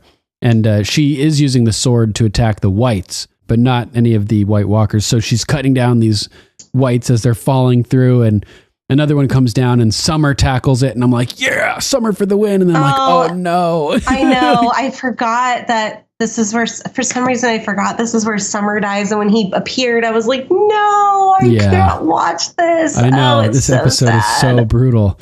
They're all throughout this episode. There's like such sad moments. This whole episode, man. Yeah. So she drops the blade and runs back over to Bran, and she's like, Bran, we need Hodor, like yelling at him. And you can hear it starting to like echo into the vision that he's having, like Hodor, Hodor. She's like, we need Hodor. And I'm like, well, he's about to make Hodor. So good timing for that. Just give him a couple more minutes, Mira. Yeah. And so he's like sort of looking at Willis in the vision, and she's like, warg into Hodor. We're all going to die, Bran. And the three-eyed raven is like, listen to your friend, Brandon.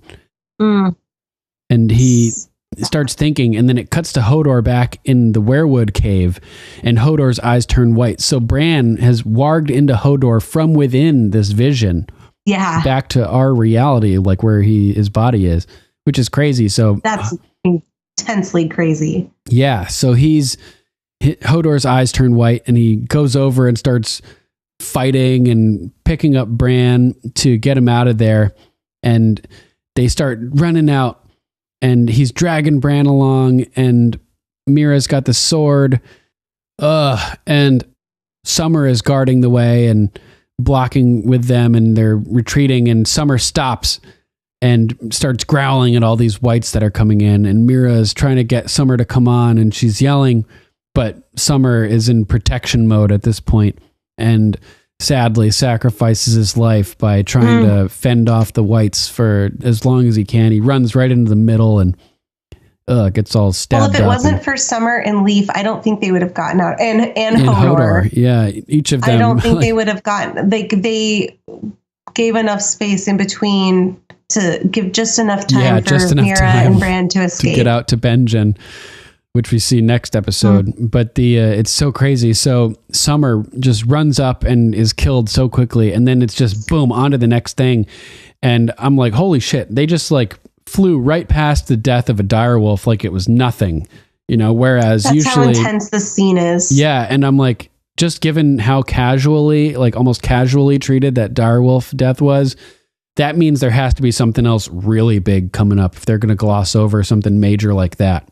You know? So I'm like, fuck, like something not good is coming. Something intense. I feel like they kind of did that too with Shaggy Dog. Yeah, definitely. Like, we just see like his head. I mean, it's like we in reality we can blame the CGI budget. That's what it comes down to. We can blame the CGI budget, but I just wish, I don't know. Yeah, like I felt that was glossed over as well.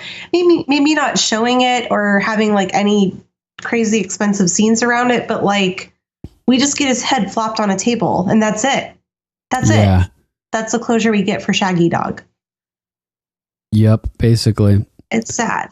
Yeah, it's pretty brutal. So all the whites are just enclosing on these guys at this point.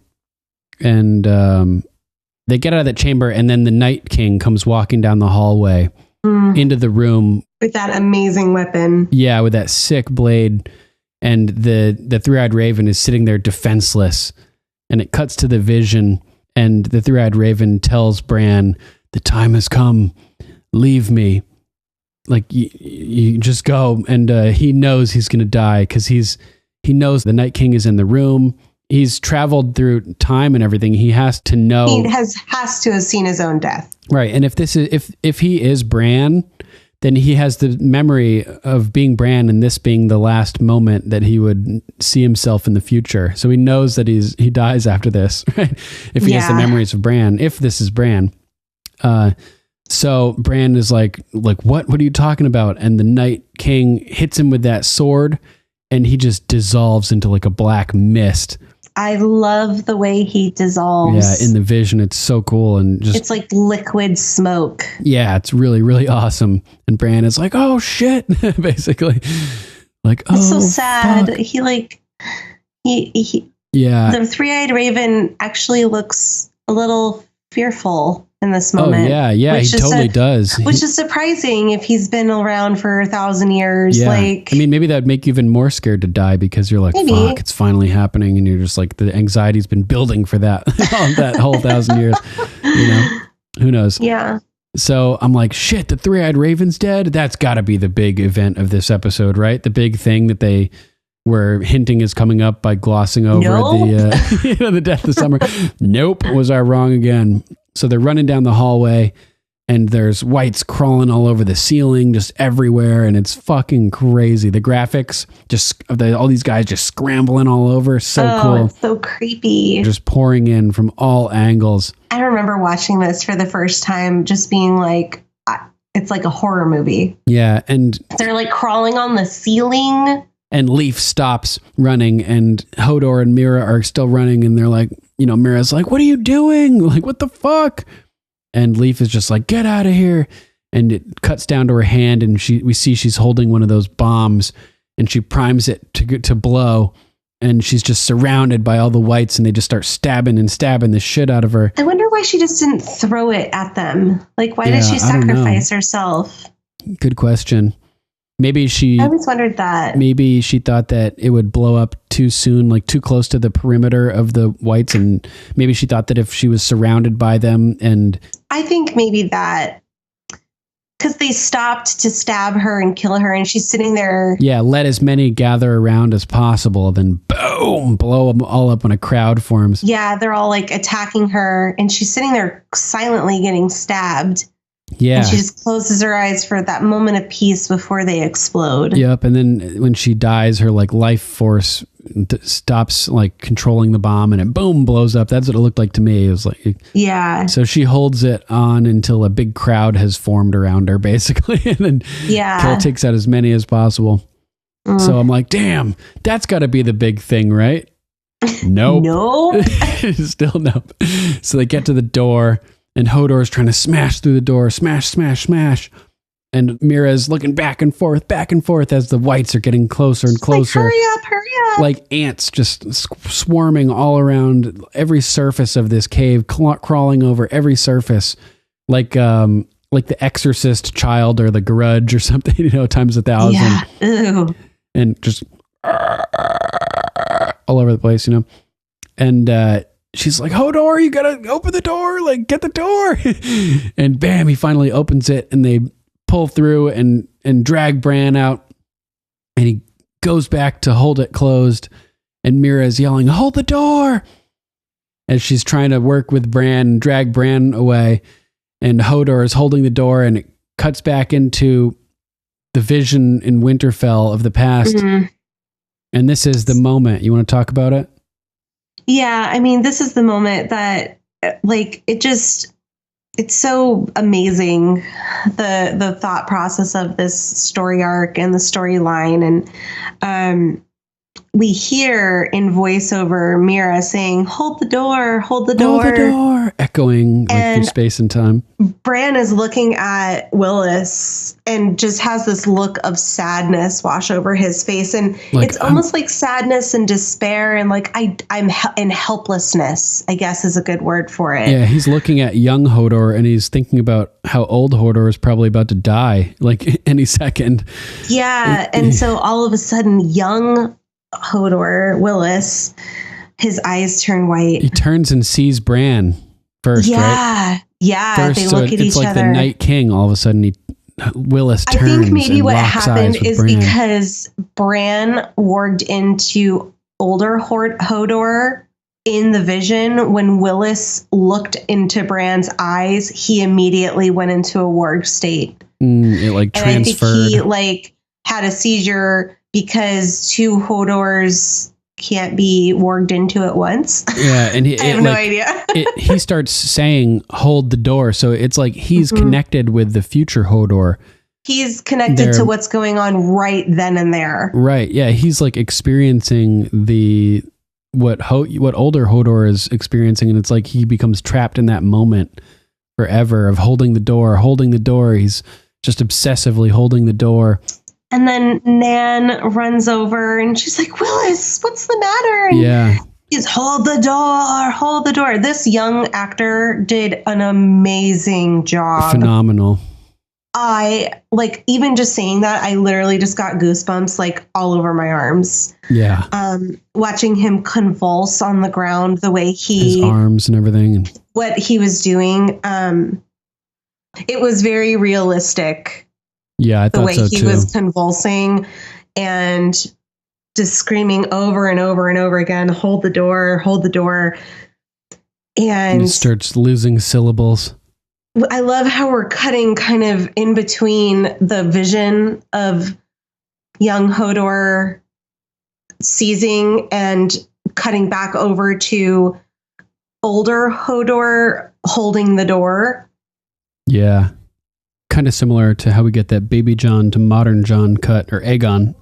There's just so much to process. I remember watching this and I like kind of knew that Hodor was going to die, but I was really confused why we were going to watch like him have seizures and stuff. Like I had no clue that all of a sudden this connection, his, ramblings of hold the door, as whites begin to like break through the door and grab onto his skin and peel like pieces of his flesh away. And he just looks so determined. He's so determined because he loves Bran so much. And I'm sure he loves Mira too. And I think Hodor has known for his entire life, from the point of where we're at in the vision, that this is his purpose. Yeah.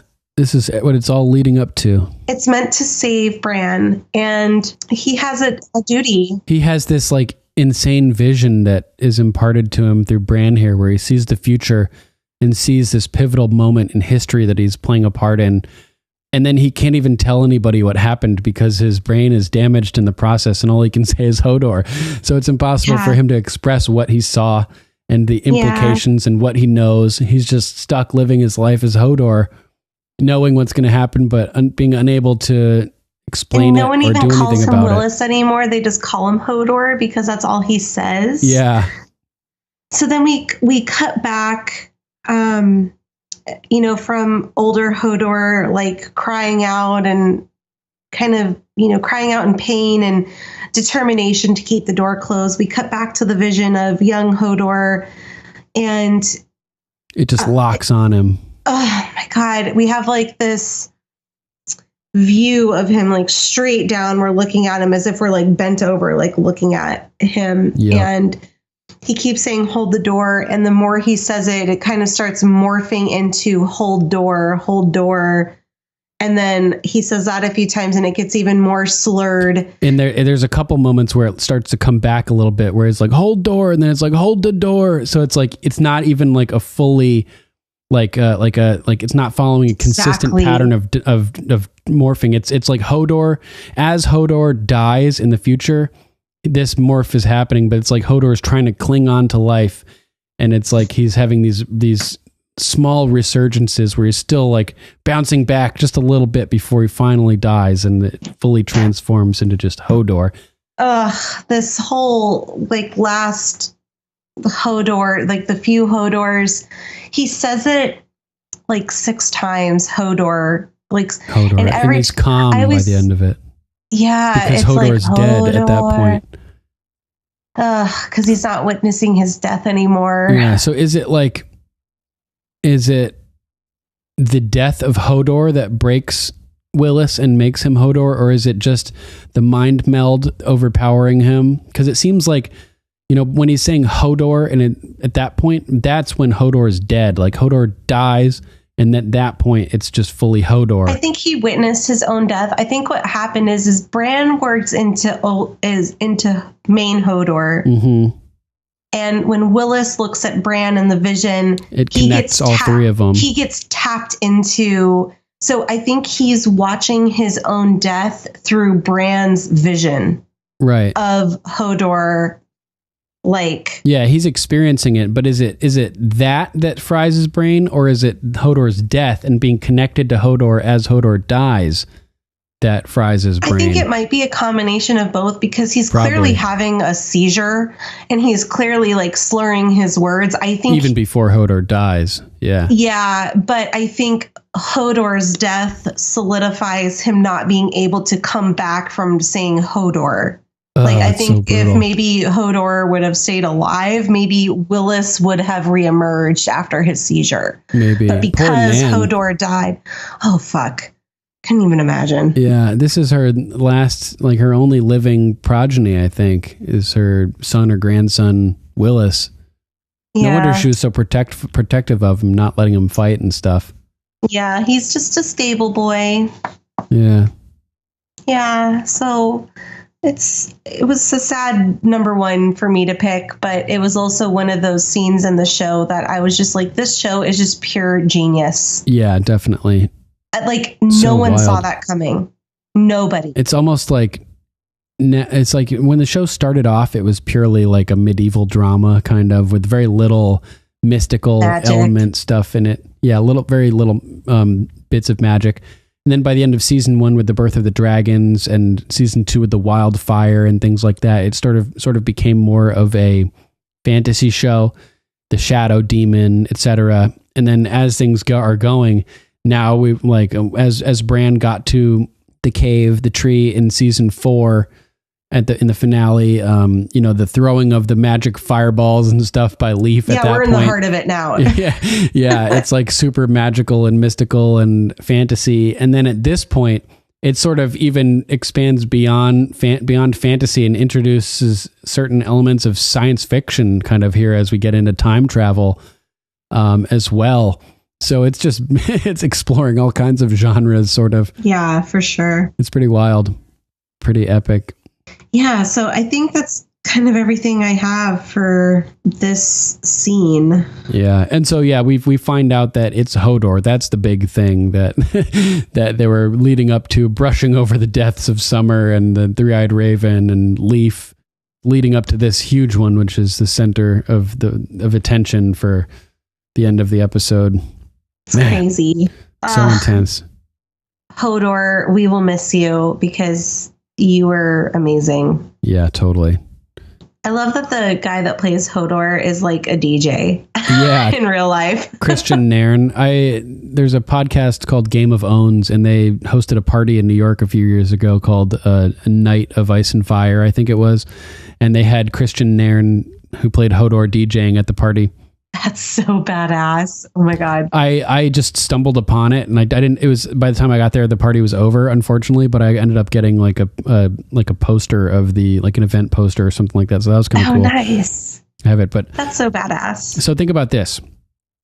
Hodor is descendant from Sir Duncan the Tall, we're assuming. So you guys are related. Yes. Essentially. But he's like an amazing physical specimen. Like, if he hadn't been damaged mentally, he would have been an amazing fighter, right? Mm-hmm. As we know, they were talking about that a couple episodes ago, like with at young Craster's Ned. Keep. There even also, Craster's Keep, Craster's they were Keep like, too. if I was as big as you, I'd be king of the fucking world. Right? Yeah, totally. So there's all this talk about how he would be a great fighter and everything. And when Bran wargs into him and does fight with him, he's a total beast. So he gets killed here up at the door within proximity of the Night King.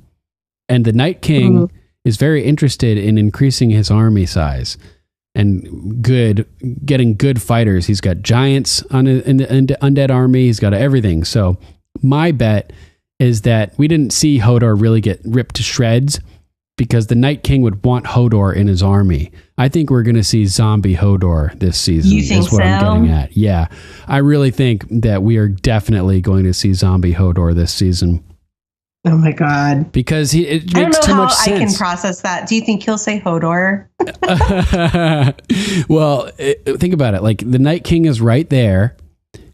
If this guy was killed near me and I was the Night King, I'd be like, oh, there's my new blood rider. You know, like, whoosh, you're resurrected and you're now protecting me. You know what I mean? So it wouldn't surprise me if Hodor shows up with the undead army to attack Winterfell as part of the Night King's personal honor guard, for instance. And imagine this, like, remember how at Hard Home, Carsey sees the little kids and like stops dead in their tracks and can't fight because she's so traumatized. Arya grew up with Hodor. You know, all these people at Winterfell grew up with Hodor. Hodor could lumber in and go to attack Arya or something, this tough ass girl, but she could be like, oh my God, it's Hodor, and freeze or something, and he could knock her unconscious. Oh, fuck. You know, or maybe Bran would have to warg into undead Hodor to prevent him from slaughtering people at Winterfell. And it could be like a battle between Bran and the Night King inside the mind of Hodor.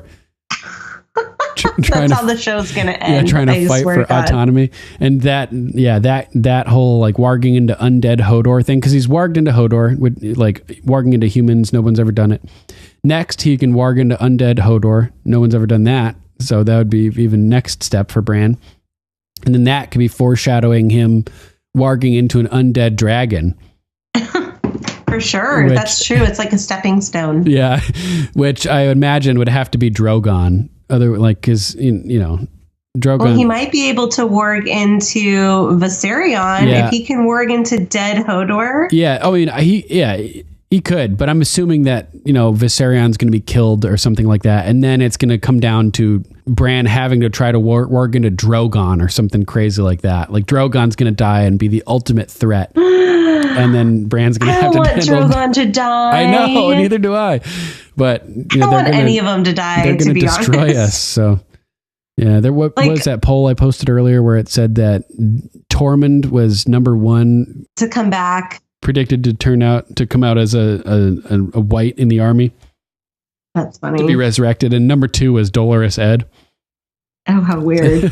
I would say Hodor. Yeah, Hodor. I think we're going to get undead Hodor. What do you think? I have to agree. Right? It just makes too much sense.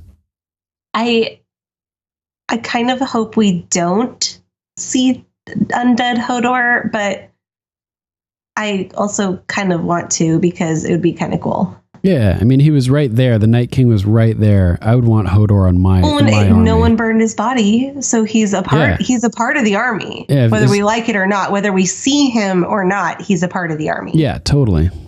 And then there's also the possibility that the Night King was like, "Don't kill that one. I want to touch him and turn him into a White Walker," because we didn't see Hodor actually die. And if all those whites stopped to try to corral Hodor and restrain him until the Night King got there to touch him, it might have stopped the flow of whites just long enough for Bran and Mira to reach Benjen. So Hodor could be a White Walker at this point, for all we know. They don't talk anyway. Oh man, that'd be so cool. Yeah. Anything else you want to add about Hodor or the time loop stuff or anything like that? No, I just am going to miss him. That's it. Same here. R.I.P. Hodor. R.I.P. You are always a joy. Definitely. So let's move on to notes. Okay. What do you got first? My first note is how the Night King was born. Nice.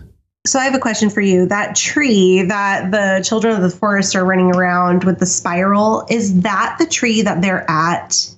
I don't right now think so. It's possible, but I didn't get a vibe of that That sort It of was hard hill to that tell. they seem to be under.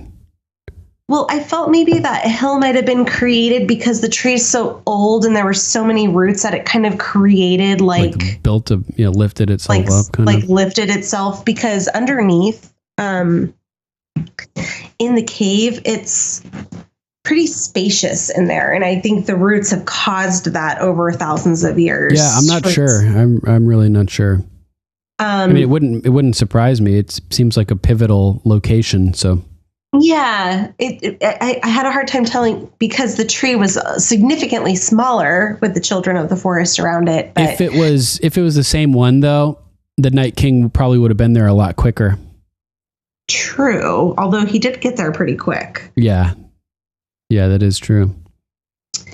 It's hard to, depending on where he was. We have no idea where the Night King was. Mm-hmm. Or how long Bran and the Three-Eyed Raven went back into that vision for. Yeah. So this is another one that I wanted to put in my top 5. I had a really difficult time with top 5 this week. I went back and forth putting this scene into my top 5 because of how important and significant this scene is from a historical perspective. That right. Yeah. Super important. The children of the forest created the White Walkers to protect themselves from men. And now the children of the forest are helping protect men from what they created. Right. So people are often speculating as to the nature of the White Walkers and their psychology and their motivation. And here it seems like they're basically just a defense system created with the singular purpose of defeating humans, basically. Whether or not they have like their own autonomy or emotional thought processes is yet to be determined, essentially. I think the White Walkers and the Night King and his lieutenants, I guess I'll call them, I think they have some sort of cognitive ability. Right. I think the physical army that they have no type just of husks powered by necromancy and the will of the White Walkers. Yeah, I agree. They're zombies.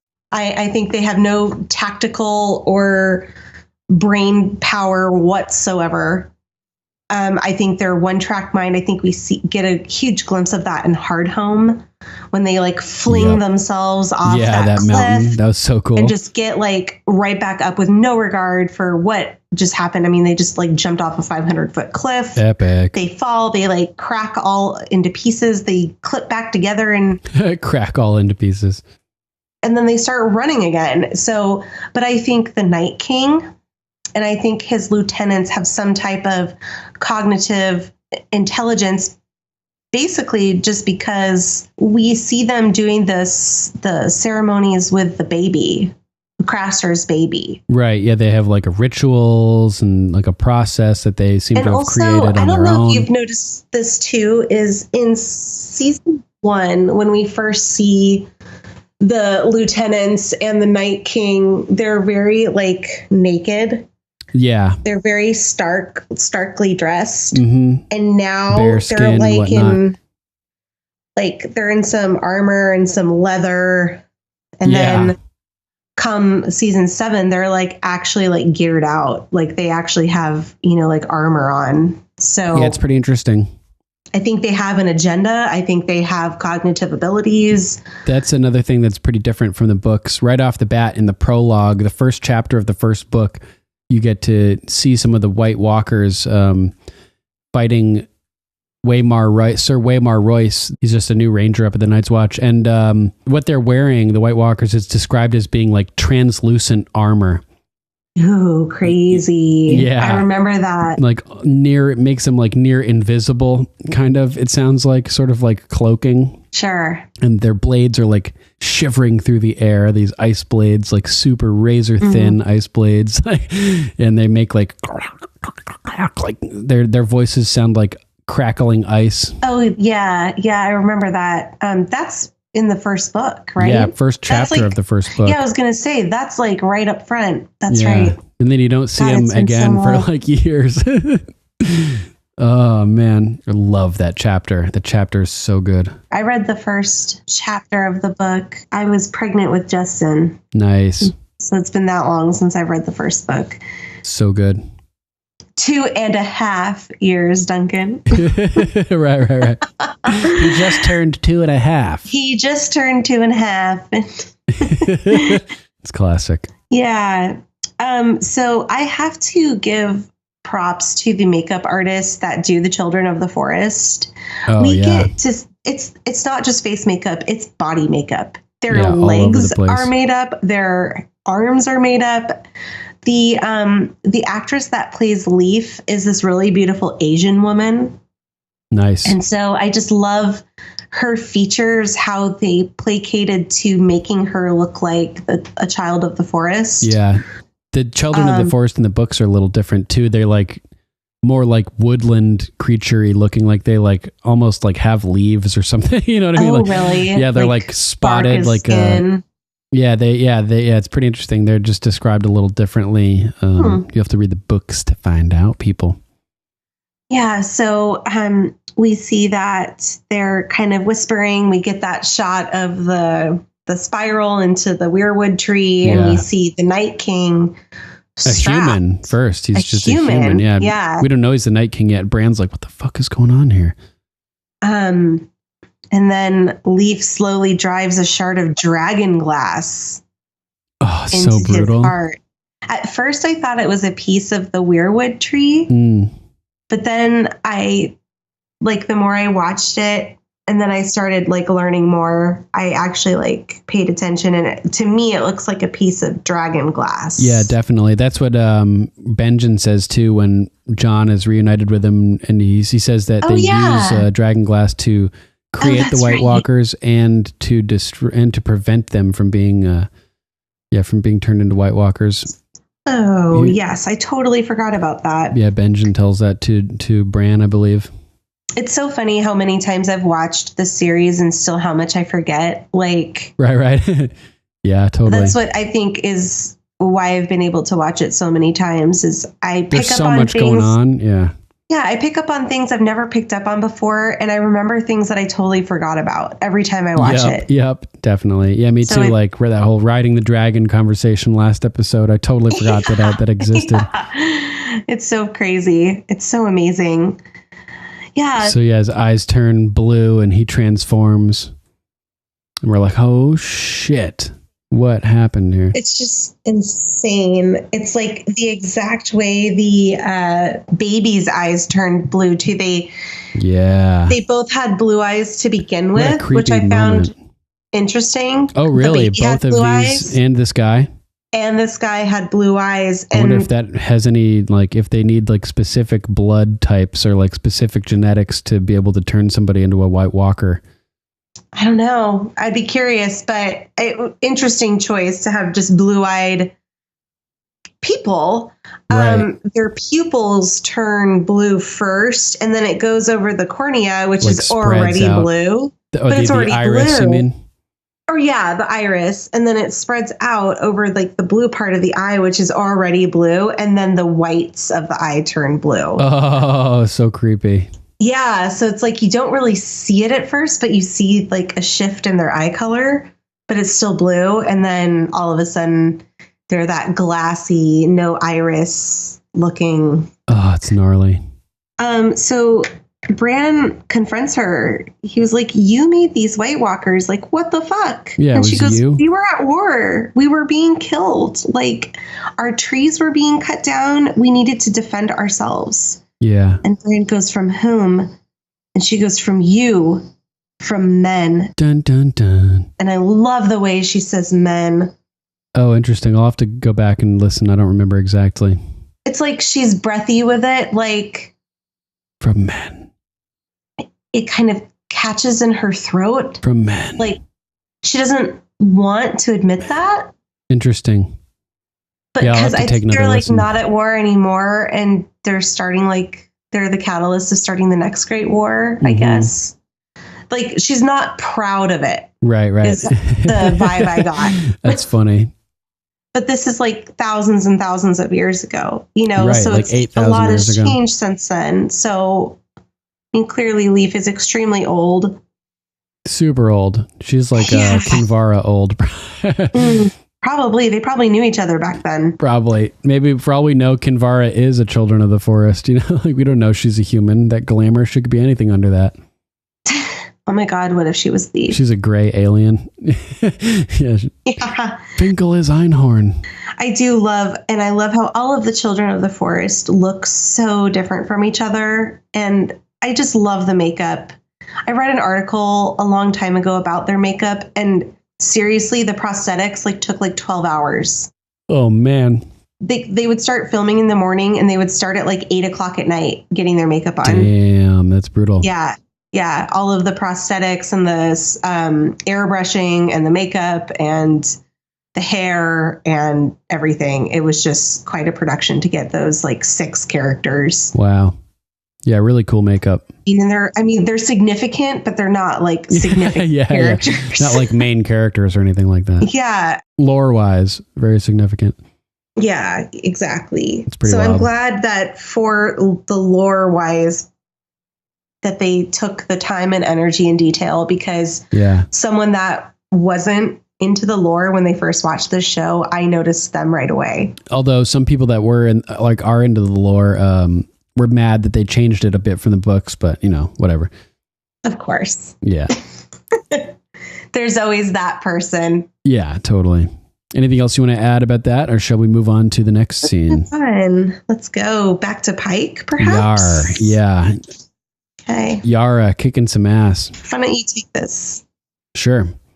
So we're gathered for the King's Moot, and Aaron is announcing what's going on and asking what Ironborn wants to make a claim to the Salt Throne. So Yara steps up and she's saying who she is, daughter of the old king Balon, and she claims the Salt Throne. And someone's all pissed because they've never had a queen, and he's heckling her. And she's like, yeah, there's lots of things we've never done. We've never made our mark upon this world. And I was like, oh man, that was a good way to spin that. Maybe with a woman we can. Pretty clever. Yeah. And she's talking about how nobody's taken the Ironborn seriously, that they'll conquer them and humiliate them and then just go right back to forgetting that they exist. And she's really winning the people. They're like, yeah, they don't take us seriously. And she's getting them all hyped up. And she's talking about building a fleet. And this one guy interrupts her. And he's like, you can't be queen. This is ridiculous. A woman will not lead us, and definitely not when Balon's own living male heir has just returned as well. It's dude, have you seen Theon lately? Yeah.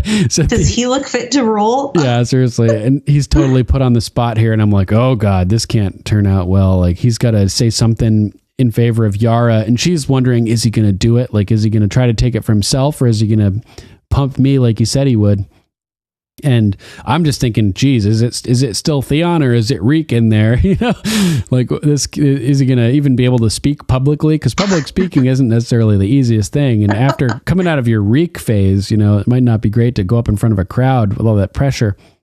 But he handles it like a champ, man. He's Theon at this point, which is pretty significant. His identity crisis is partly over. Reek has been eliminated, and he's back to where he was at the beginning of the story. Basically, he's Theon.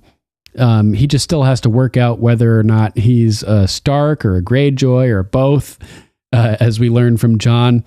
Be both, or whatever he says next season, right? Yeah. So he's got his first name figured out now. Now he's got to figure out his last name, which is kind of funny. So he goes into a really impassioned speech pumping Yara here about how she's the rightful ruler, that people who have sailed under her and worked with her know what she is, that she's a reaver. Yeah. she's a warrior. Yeah. She's Ironborn. We'll find no better leader. This is our queen. And I'm just thinking wow, this is a really powerful speech. Good job, Theon. I didn't know he had it in him anymore, This is a humble person with it's a person with the charisma of old Theon from season 1, who is articulate and enthusiastic and dramatic and, charismatic, but he's also humble at this point. So he's not pumping himself here. He's genuinely speaking about his sister in this favorable manner, which is a nice improvement on his initial character from the show, while harnessing the positive things about his initial character, which is cool. Yeah, for sure. So then all of a sudden, as people are starting to cheer and things are starting to go pretty well, that whole speech seems really successful. Like Yara is on top of this thing until all of a sudden, I'm Euron Greyjoy. I claim the Salt Throne. Yeah. And all of a sudden, out of nowhere, from thousands of miles away, after like 20 years being gone, Euron Greyjoy appears. It's like, dude, what the fuck are you doing here?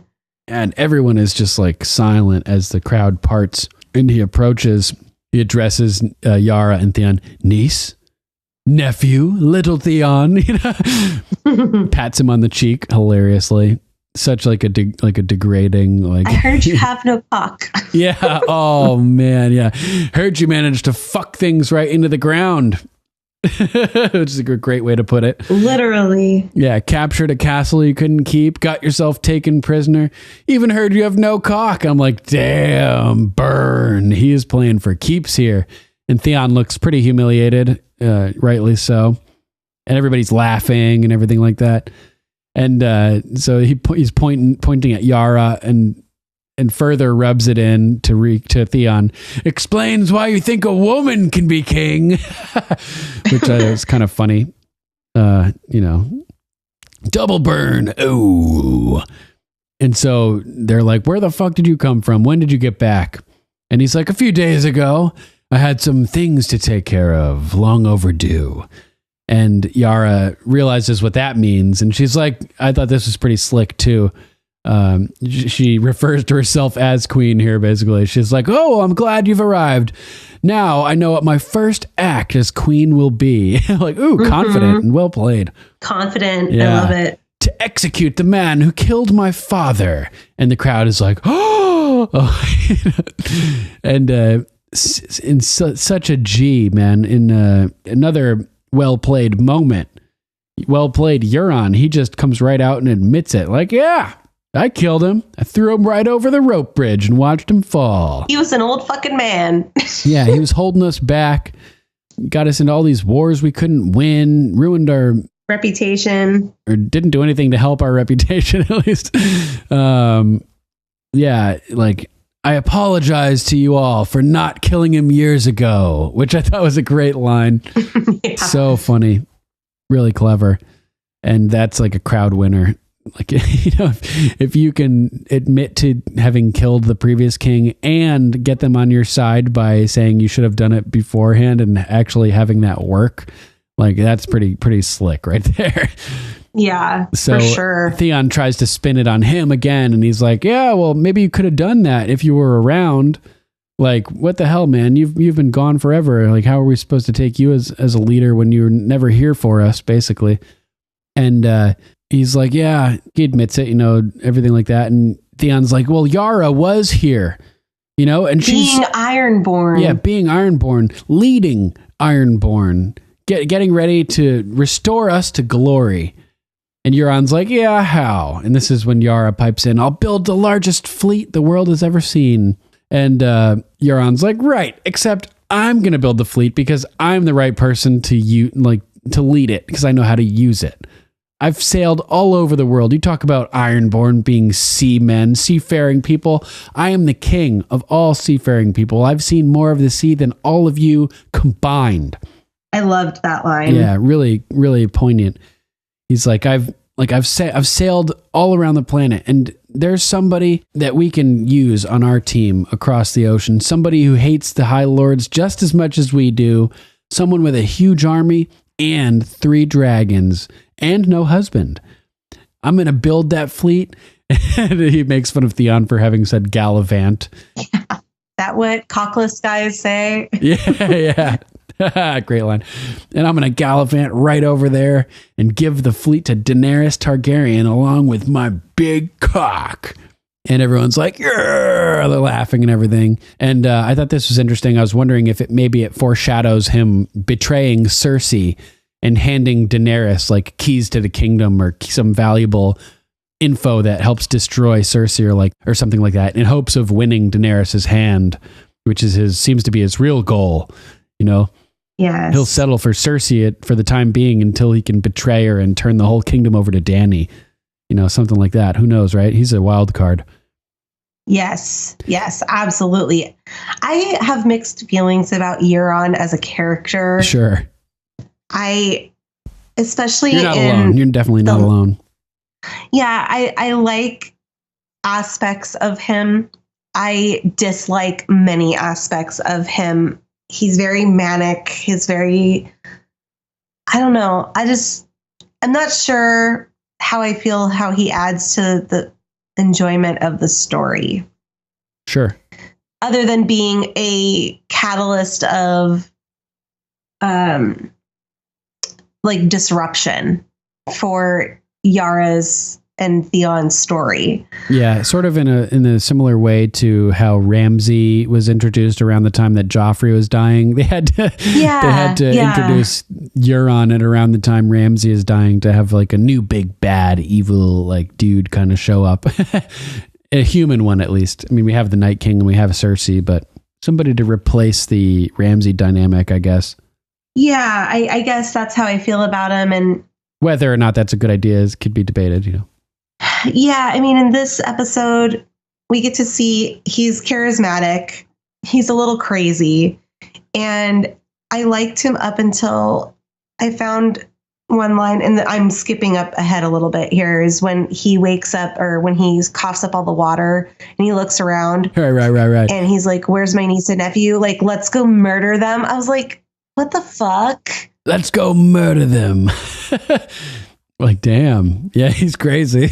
Like, that's like kind of weird. I just found that whole... This is the guy, though, that totally just admitted to killing his brother and watching him fall. And I know. And in season 7, we get like his craziness, like when he abducts Yara, and he's, like I said, he's manic almost, like a little bit wild-eyed. Very, very so. I do have mixed feelings about him as a character. I like him. I'm glad he's on the show because he adds dynamic, but there are certain aspects of his character that I can do without. Sure. I don't find that are necessary for the development of the storyline. I think that's pretty common among the fan base as well. Oh, cool. Yeah. I'm normal. Sure. Yeah. I'm average.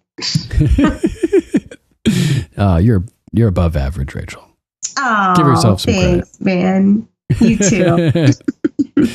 Like Chris Pine in Wonder Woman. I'm above average for a man, for a specimen of my sex. So Yara's like, you're going to seduce the Dragon Queen. He's like, nope, the fleet's going to seduce her. But together, we're going to take the 7 kingdoms. And he finishes it off with a really awesome line that totally won this King's Moot for him, adding his confidence in with the hardcore Ironborn values that have been thrown in our face through the whole series. He says, I wasn't born to be king. I paid the iron price, and here I stand. And you remember that whole thing about the gold price or the iron price? Yeah. That means, so good. He took a life. Yeah, he fought for it. He got it. He earned it. He like the hard way, basically. Yeah, he killed to get there. That's pretty great. He literally did too. He killed the last king. He killed his brother. Yeah. King. Yeah, so he literally paid the iron price, which is awesome. That's really cool. And everybody starts chanting and excited. And I'm like, damn, well, that won that for him. Theon and Yara better get the hell out of there, which they start to do. They start booking it. Yeah, they realize instantly that they need to get the hell out. Totally. And that's what they do. Yeah, so it cuts to the scene of the inauguration, you could say, of the Ironborn king. And Euron is presiding over the ceremony where they drown the king. Doesn't sound like a great plan. I talk about like an intense way to get sworn in, get initiated. Hey, kill your ass. If you don't come back, you're gonna die. I'm pretty sure that this is common in the Ironborn culture too. Like all the Ironborn males do this in early, in their teens or something like that. Like this is part of the ritual of becoming a drowned man in their religion. I'm pretty sure it's like everybody's drowned like this. Coming back to life, like what is dead may never die. So they're going to like drown them. And then if they come back, they're ironborn for life. If they don't come back, like good riddance, because we don't want weakness like that in our exactly. And having all been drowned, they all can like say what's dead may never die. Like they've all been dead kind of. So it gives them courage to go forward. And from A Wiki of Ice and Fire on the Drowned God page. Baptism. The priests of the drowned god know how to drown a man and then bring him back to life using cardiopulmonary resuscitation, CPR, which is called the kiss of life. This is done as part of the rites of the god, consecrating the drowned person to him. Not all men are successfully revived, however. Yeah, it's just an interesting tradition, right? It's very, very interesting. I love that they resemble so much like the Vikings. I know we talk about that in the history of. Yeah, it's pretty cool. We covered that last episode, actually. Yeah. Mm-hmm. But very much so. Yeah, I like how Aaron is like narrating, kind of giving the speech as Euron's drowning. Let the fish eat the scales off his eyes. May Euron, your servant, be born again from the sea as you were. Bless him with salt, bless him with stone, bless him with steel. What is dead may never die, but rises again, harder and stronger. Which is about like what he's literally doing, dying, being reborn as a king, harder and stronger. And it's just really cool, perfect speech to be giving as this is going on. Yeah, I love how he goes on. He goes, let the old Euron drown. Let his lungs fill with seawater. Yeah. And then he like takes that gasping breath underwater. Yeah, literally fills his own lungs. Like, yeah, it's pretty intense.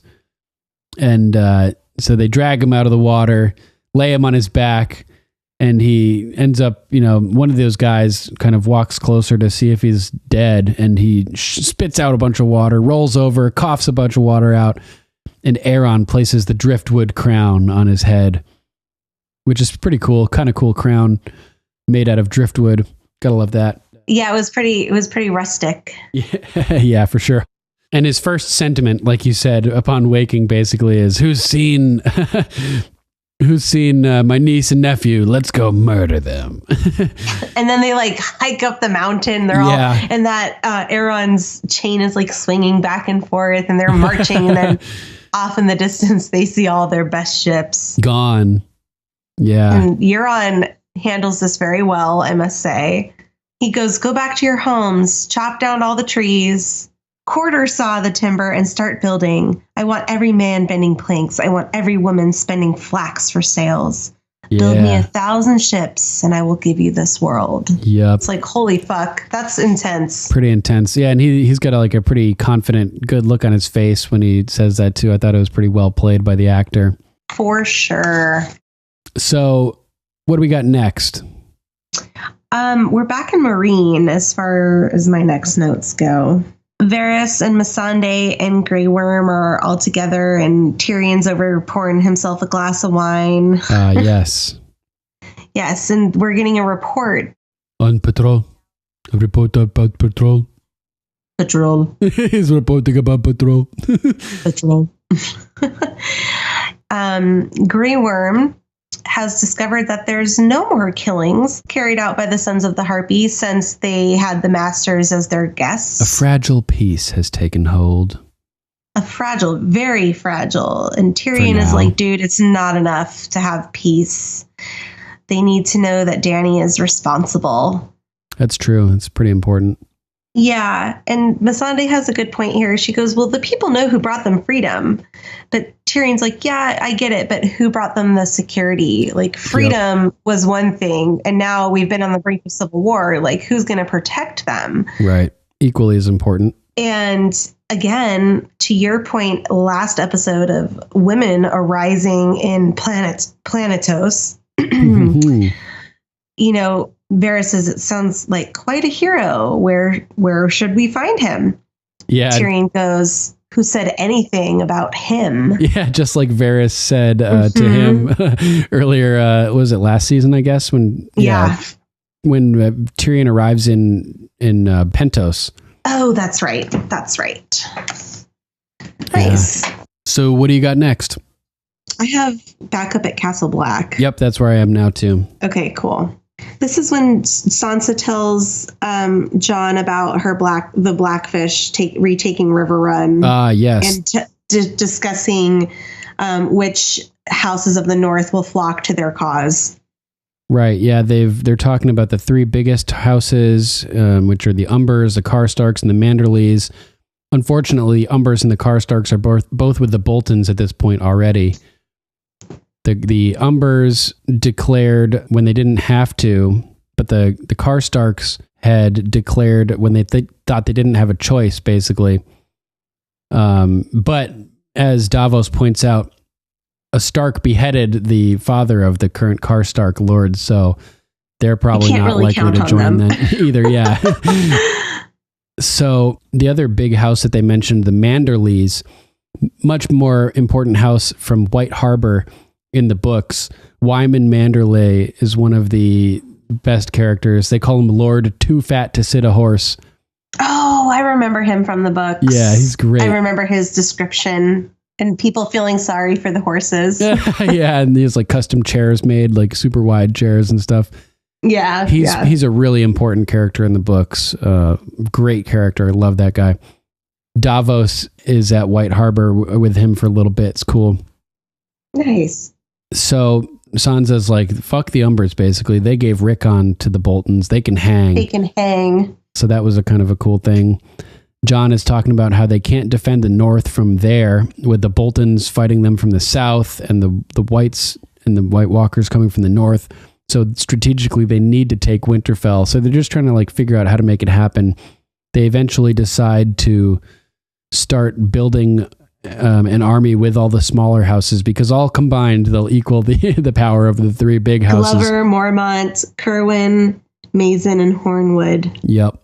Mormont. And that's 2 dozen more. And Manderley. 2 dozen more. We do get to see Wyman Manderley when they meet with all the Northern Lords very briefly, but he's not as fat as in the books, unfortunately.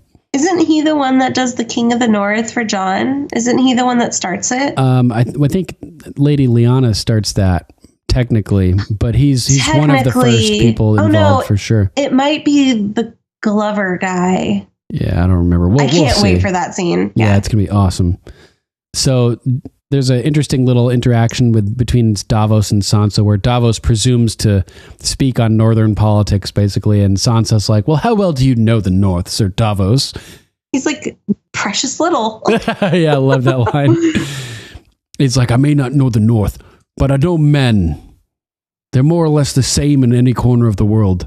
And even the bravest of them don't want to see their wives and children skinned for a lost cause. He basically tells Jon, like, if we're going to get these people to fight with us, they need to think and like really believe that they can win, that it's not in vain, that they're not sacrificing everything for a lost cause, basically. So that's an important point. And so they decide to, work their way up, just combine people, as many of these small houses as they can.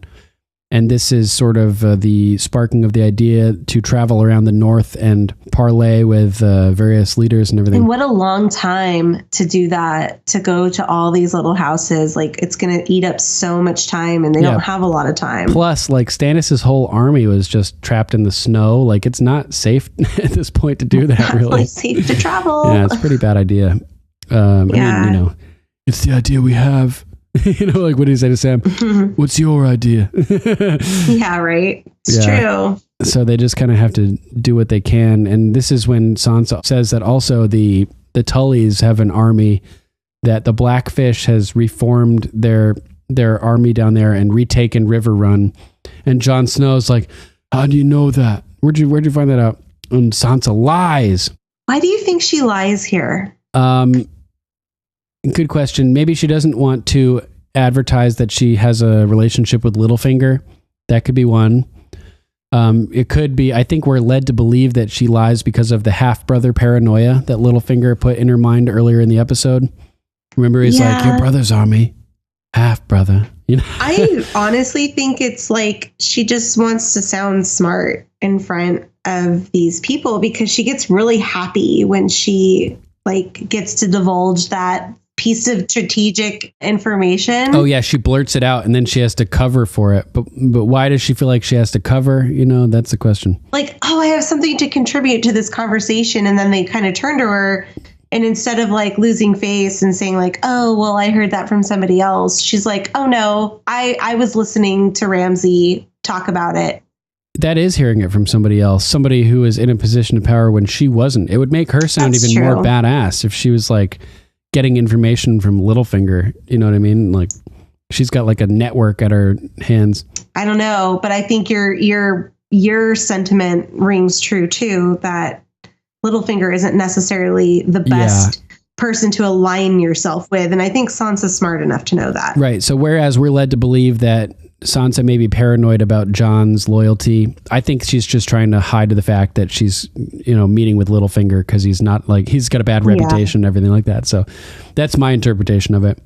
But Davos is stoked about this because he says the Blackfish is a legend and his support would mean a great deal. And Sansa's like smiling and everything. She's like, yep. Yeah, I love Davos. He's looking on the bright side. Stark, Tully, a few more houses, almost starts to look like a winning side. Yeah. He's the man. And Sansa's the only one that smiles. Yep. So what do you got next? I have Brienne and Sansa. Nice. And actually, Brienne asks Sansa why she lied to Jon. Right. She's like, why didn't you tell him the truth? And she doesn't really see anything. That's true. It's funny. Yeah. She's like, well, I don't like leaving you here alone, Sansa, because Sansa's trying to get her to go down to treat with the Blackfish. It was funny. She said, my uncle will talk to you and I know you'll know how to talk to him, to Bran. And I'm like, wait, why do you think Bran knows how to talk to the Lord of Riverrun? Like, does she have any diplomatic experience? I think because they're both like knights or not knights, but like warriors. Yeah, maybe. I think Brienne has a certain gruffness about her. Yeah. And the Blackfish is known for his gruffness. So I think Sansa can see that Brienne's character can hold a candle to the Blackfish and she won't get easily scared off by him. Yeah, maybe. So Bran's like, you know, like, I don't like leaving you here. And Sansa's like, what, with Jon? And she doesn't have any problems with Jon. He seems trustworthy, even though he's a little bit brooding, perhaps. Although she says that's understandable considering. So they must know that he's been resurrected, brooding after being killed and everything like that. Little does she know he's been brooding his whole life. Yeah.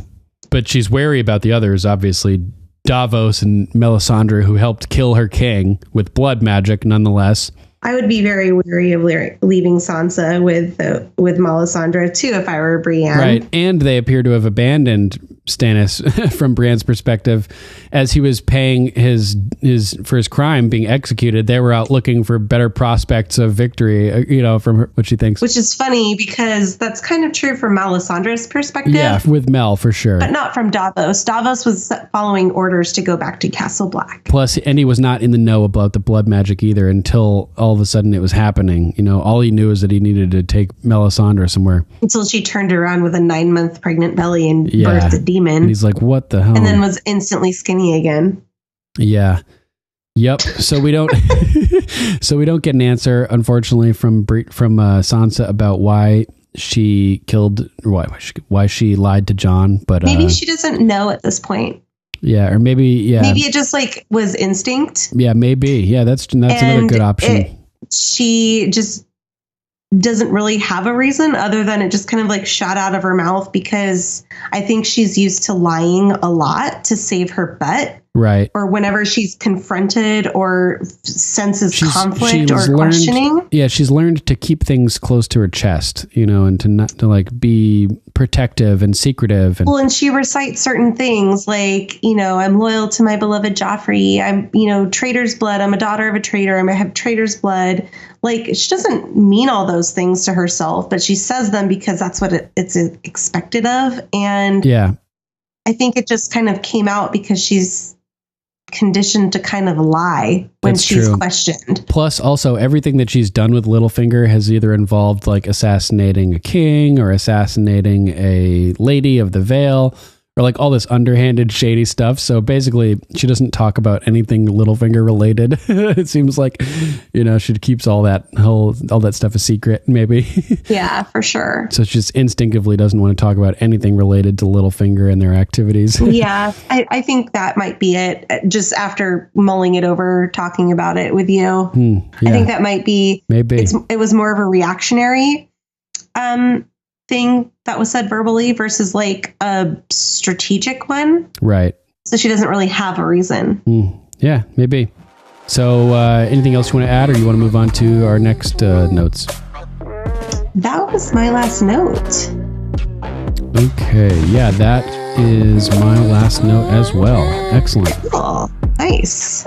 All right. So stick with us, guys. We'll be right back.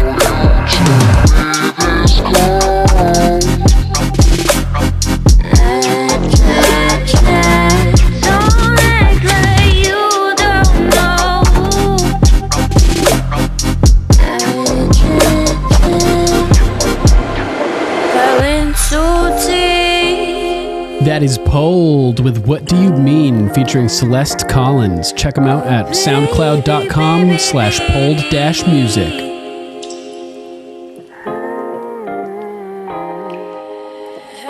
And we're back. And we're skipping news this time too. Nice. So let's move right to Game of Thrones and history. From Encyclopedia Britannica. Behind the Scenes, 9 Historical Inspirations for Game of Thrones by Richard Pollardi. Millions of viewers have been captivated by the fictional kingdoms depicted in HBO's fantasy series Game of Thrones, which translates the novels by George R.R. Martin to the small screen. The sometimes over-the-top violence, drama, and magic are often written off as the stuff of fiction, but there's more truth in them than you might think. Here are some real-life people, places, things, and concepts that are surprisingly similar to Martin's remarkably detailed fantasy world. This list was adapted from a post that originally appeared on the Britannica blog. Feudalism. Westeros is governed via a feudal system, with the head of state ruling from King's Landing over the 7 kingdoms, equivalent to the vassal states or fiefdoms. Among the vassal states are Kingdom of the North, ruled by the Stark family, and the Westerlands, ruled by the Lannisters, who have married into the royal Baratheon family. The vassal kings are liege lords to an array of minor nobility and their serfs. The former are frequently referred to as bannermen in the series because these vassals were once independent kingdoms. Me too. Bannermen, such a great word for it. Because these vassals were once independent kingdoms, centuries worth of blood feuds and general resentment complicate their rule. Feudalism was the prevailing system of government in Western Europe from the 5th through the 12th centuries, providing Martin with a wealth of historical documentation to draw upon. Next, Spy Master. There are definite echoes of ruthless Elizabethan spymaster Francis Walsingham in the character of Varys, known as the Master of Whispers. He harvests information from a vast network of spies and informants and uses that capital to manipulate and coerce anyone that might be useful to him, be they commoner or royal. Like Walsingham, Varys claims that his machinations are for the good of the realm. Perhaps indeed they are. Their willingness to arrange permanent solutions to troublesome Scottish and Targaryen queens, respectively, certainly testifies to the lengths to which they'll go to preserve political stability. Very interesting. Absolutely. Nomads. The tribal Dothraki society that Daenerys, Mother of Dragons, marries into lives a nomadic lifestyle centered upon the horse, which provides transportation, food, and spiritual inspiration. The Dothraki are somewhat analogous to the Mongols, an extant ethno-geographic group, most of whom lived in the country of Mongolia and China's Inner Mongolia Autonomous Region. There's a show called Marco Polo, which is about the Mongols, which is really cool. I saw the pilot episode recently, but I've been meaning to get back into it. Really interesting, really well done. It's like nice. Another, like, I don't think it's HBO, but something like that. It's a really good show. Goddamn. Nice. I'll have to watch it. Yeah. For centuries, they were known as nomadic pastoralists, who are known as superb horsemen and traveled with their livestock over the grasslands of Central Asia. Traditionally, they organized their society into clans and tribes, much like the Dothraki. The Dothraki may even more closely resemble the warlike ancient Mongols as they existed under Genghis Khan, who extended the Mongol Empire from China to Western Russia. Very interesting. Yeah, for sure. Next is incest. While incest is usually taboo in Westeros, that hasn't stopped Cersei and Jaime Lannister from carrying on an affair that resulted in 3 children who were passed off as her husband Robert's. Though Cersei and her brother are forced to hide their forbidden love, not all cultures were so prudish. The Targaryen family, prudish, the Targaryen family, to which Daenerys belongs, is known for preferring incestuous marriages. In real life, Arsinoe II and her brother Ptolemy II married and ruled Egypt together, establishing a precedent of, quote, brother-loving, unquote. The couple were known as Philadelphoi. The custom was already well established in Egypt prior to Greek arrival, and the Philadelphoi may have observed the custom as a means of subsuming Egyptian culture into their own. Nice. You hear that sound? What was that? What? What? What? What?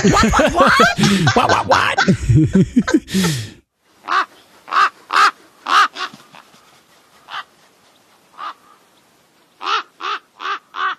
Lady Susan of House Tarkowski. Yeah, this will be one of the hardest ones to watch. With a stressed out face. Yeah, this is a rough episode for sure. Big time. Nice to hear from you, Lady Susan. Yeah, thanks for writing in. Sir Matthew of House Repp. Brutal episode. Oh, yeah. You know, I've been misremembering this whole scene since the original airing. I thought it was Bran who told young Willis to hold the door, but it was really Mira.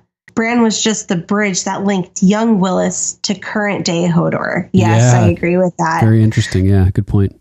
Watching with closed captioning, I was delighted to see that the drowned priest that they never call by his name is actually really the Damphair. Ah, remember this is what I talked about. The damp hair. The damp hair, yeah. Yeah, because Roy Dotrice did that in the books. He would say Damphair because of the way it's spelled. I just did it. yeah, exactly. The damp hair, Aeron Greyjoy. Mira is now the very exclusive club of people who have killed a White Walker with Sam and John. Yes, that's what I had in my notes, and I forgot to say that as well, that add her to the club. She just got inducted. That's right, yeah. That's epic. This is the first time we see the spiral pattern not made out of dead bodies. Looks much nicer. I have to agree with you, Sir Hilarious. Matthew. Yeah, we'll have to agree to disagree. Poor Arya has to rewatch her father's execution in the guise of entertainment. Yeah, that's horrible. Yeah. Absolutely horrible. Vicious. In this case, though, it saved her from becoming no one. Lady Lucy of House Jane found Arya watching the play really hard. Another test by Jaqen, making her watch her father mocked in an attempt to bring Arya to the forefront. I feel like he doesn't want her to be no one. Yeah, that's what I've been saying. He does all this stuff that he's preventing her from taking the final leap. Yep. I love Yara trying to be queen, and I know I shouldn't, but I also love Euron. There you go. That's so funny. Why does Sansa lie to Jon about Littlefinger? It really irritates me. Just when she's stopped annoying me, she does this monumentally stupid thing which just divides them. And the half-brother thing, again, fuck off, Littlefinger. So, yeah, I think that she was probably lying just to cover up for the fact that she's working with Littlefinger, because it's not a great look. No, it's not. Yeah. I mean, whether it was covering up working with Littlefinger or just the drilled in, thought to lie in a situation like that, either one isn't a good situation. Yeah, definitely. Does anyone else find it a bit annoying that we don't recognize any of the White Walkers? Or do we? I was hoping to see someone we know. Oh, like the Whites as well? Yeah. Oh, yeah. Maybe, we're going to see Hodor next year, I'm telling you. Or next, in a few weeks. Oh, my goodness. We might have to make like a little bet on that, Duncan. Set up a poll. Will we see zombie Hodor? White Hodor? Yeah, I'll make a poll on Facebook. Post it to everywhere. That'll get some good response for sure. Yeah. Has John truly walked away from the Night's Watch? Why else tell Ed not to knock it down while he's gone? Suggests he thinks he's going back there. That is interesting. Yeah, it's like he'll be back. Like, don't destroy the house while I'm gone because I want it in order when I get back. I think he knows he'll be back at some point, maybe not as a brother of the Night's Watch, but he's not going to abandon his brothers that he has made, like Dolorous Ed. He's not going to leave them to fend for themselves when the long night comes. Right. Yeah. What capacity will it be in when he does return? Will he be Lord Commander again? Will he just be visiting? He's going to be fucking writing Rhaegal next to Dany, who's writing Drogon, and it's just going to be a shit show. It's going to be fucking awesome. That's what this whole season coming up is going to be. A shit show. Yeah. It's going to be so sick. Kind of like my family get-togethers. I love that Mira gives Hodor something nice to think about before he dies. Eggs and bacon, although not blood sausage. Ew, yeah. I always like grimace at that. Goes without saying that the hold the door stuff is horrific, but so well done. Did not see it coming at all. Yeah, I think it surprised everybody. Yeah, definitely. Amazing. It's amazing. It's fucking genius. Yeah. Oh, and my random, the power of Christ compels you, is a reference to The Exorcist because Max von Sydow plays the priest in The Exorcist, and he is also the three-eyed raven. Damn, I totally forgot he was the priest in The Exorcist. Holy shit. Yes, thanks for making that connection. That's awesome. That's excellent. Yeah. I can't help but exclaim it whenever I see him in anything. Oh, nor should you. I highly encourage yelling that every time you see Max von Sydow. Keep doing that, Lady Lucy. It's awesome. Yeah, totally. Thanks for writing in. Yeah. Lady Sarah of House Larkham. I love this episode. We see Sansa keeping secrets from Jon that Littlefinger has the Eyrie behind him. Love the scene when Sansa gives Jon a replica of Ned's wolf skin, and also Jon comments on the wolf logo that she made on her dress. We see the creation of the Night King in Bran's vision. Leaf says they made the Night King because they could defeat the first men that were trying to kill them. We see the death of regular Bran in this episode, and from next episode on, Bran is colder. I like that. Yeah, good way to describe it. We hear for the first time from Kinvara that Dany is the chosen one. In past episodes, all we hear from Melisandre is that the chosen one is male, not female. But we had heard from the Red Priestess on the bridge in Volantis that Daenerys was the chosen one as well. The princess that was promised. Nice feedback. Thank you. Yeah, thanks, Lady Sarah. Sir Duncan of House Owen.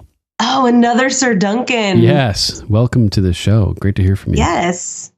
Just finished the rewatch. No easier this time around than it was the very first time. And a couple of sad face emojis. Yes.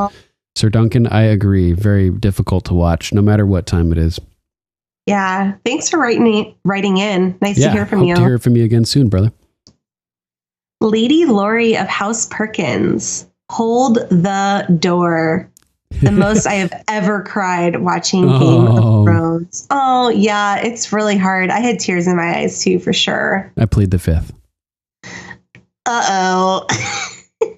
I did. That's what I know. I'm like, are you a softie? Yeah, I'm total softie for Game of Thrones. Lady Laurie goes on to say, the sacrifice of Hodor was just heartbreaking. It was so hard to watch. I cannot watch it now without crying. Ugh. Yep. Brutal. For sure. Brutal. For sure, girlfriend. Totally. Lady Steph K of House Cooper says, worst. I feel your pain. Lady Steph K, I feel your pain. Lady Sarah of the Dust Bunnies. I love that. Nice to hear from you again. Yeah, absolutely. This one was another tearjerker. See my last email. Hodor was and still is a symbol of hope and love. The show has a way of taking you on a roller coaster of emotions. Oh, goodness, I couldn't agree more. Totally. But Hodor was just good. No hidden agenda. We never saw him do anything selfish. Yep. He was just love. I couldn't agree more with this. I love it. Totally. I want to believe that no matter what Bran sees from then on, He keeps the memory of what Summer and Hodor gave for him. Thanks again, guys and gals. Hold the door. Still too soon. Oh, I love that. Yeah. That was so good. Great to hear from you. Thanks for writing. It was really good. Sir Patrick of Hindsight. I just wanted to clarify that the saying, "we make peace with our enemies," was Baelish. I had thought it was Tywin because of the term clever man. Olenna refers to Tywin as a clever man and speaks of outliving clever men in Season 7. All Lannisters claim descent from a clever Lann. Oh, and Tywin says something very similar to Cersei regarding marrying Loras, as he displays this, quote, wisdom, unquote, in trying to ally with Oberyn. If Tyrion hadn't shot Tywin before Oberyn's poison had run its course, he'd perhaps be more cautious about, quote, making peace, unquote, with enemies. Oh, and by the way, keep your friends close and your enemies closer. That quote is originally from Sun Tzu's The Art of War, not The Godfather. Thanks for letting me know, Sir Patrick. I did not know that. Good to hear from you, brother. Hello, Sir Duncan and Lady Rachel. This is Caroline Collins, Lady Caroline Collins, calling in for the episode The Door, which is one of my absolute favorite episodes of all time. And I just had to leave a voicemail for this one. It's been a while since I've called, I know, but I'm trying to get busy here with grad school, so no pressure, I don't have a Lady huge Caroline. amount of time. Always good to hear from you. Anyway, so the first scene I wanted to talk about was Littlefinger in Molestown. And he's meeting Sansa again in a brothel. He meets a lot of people in brothels over this whole series. And the first time, it got me thinking to like the first time he met Catelyn we see him with Catelyn was in the brothel in King's Landing, and he meets Ned in the brothel in King's Landing as well, and it's a pretty big pattern for him. And I'm not sure it's the safest place, really. Like, he keeps having these intimate conversations with people, and it's in a place where there's lots of whores around, there's lots of listening ears, and I'm sure that prostitutes are very good at talking with their clients, and so it's interesting to me that he would choose places like that to talk with people. But it's anyway, he's manipulating her, and he's doing a really good job of sowing the seeds of doubt about Jon, and giving her information that she can use, and trying to make up for his mistakes. But in the behind the scenes footage that they had later on, they were saying how she's not manipulating him, but I think she is. She's telling him how horrible her experience has been, how much pain she's in, and what's the reason for her saying that, if not to make him feel bad, to make him feel guilty, and to hopefully get him to do things for her to make up for his mistake. And it's interesting because she knows that he has feelings for her, and she knows that she can manipulate him in that way. So it's pretty clear that that's her end goal. She doesn't want to be with him, but she knows she can use his feelings to get him to do what she wants him to do. So I thought that was really interesting, that back and forth, and how she's already holding things back from Jon. And I think it's a pattern that we see going into season 7 as well, where we're not entirely sure whose side she's on, because she's been so manipulated by Littlefinger and by Cersei, and she's the kind of person that could turn on someone if it was in her best interest, if she saw it as the right thing to do. Good point, like turning on Arya with the Joffrey situation. So it's really interesting to have her be that kind of character now. She's been so, loyal and Starky for so long that it's kind of cool to have somebody in the fray that's going to mess things up a little bit. And then the Mummer show, I was really interested by the Mummer show, mainly because I'm reading Fire and Blood, and I'm sure a lot of the listeners are as well.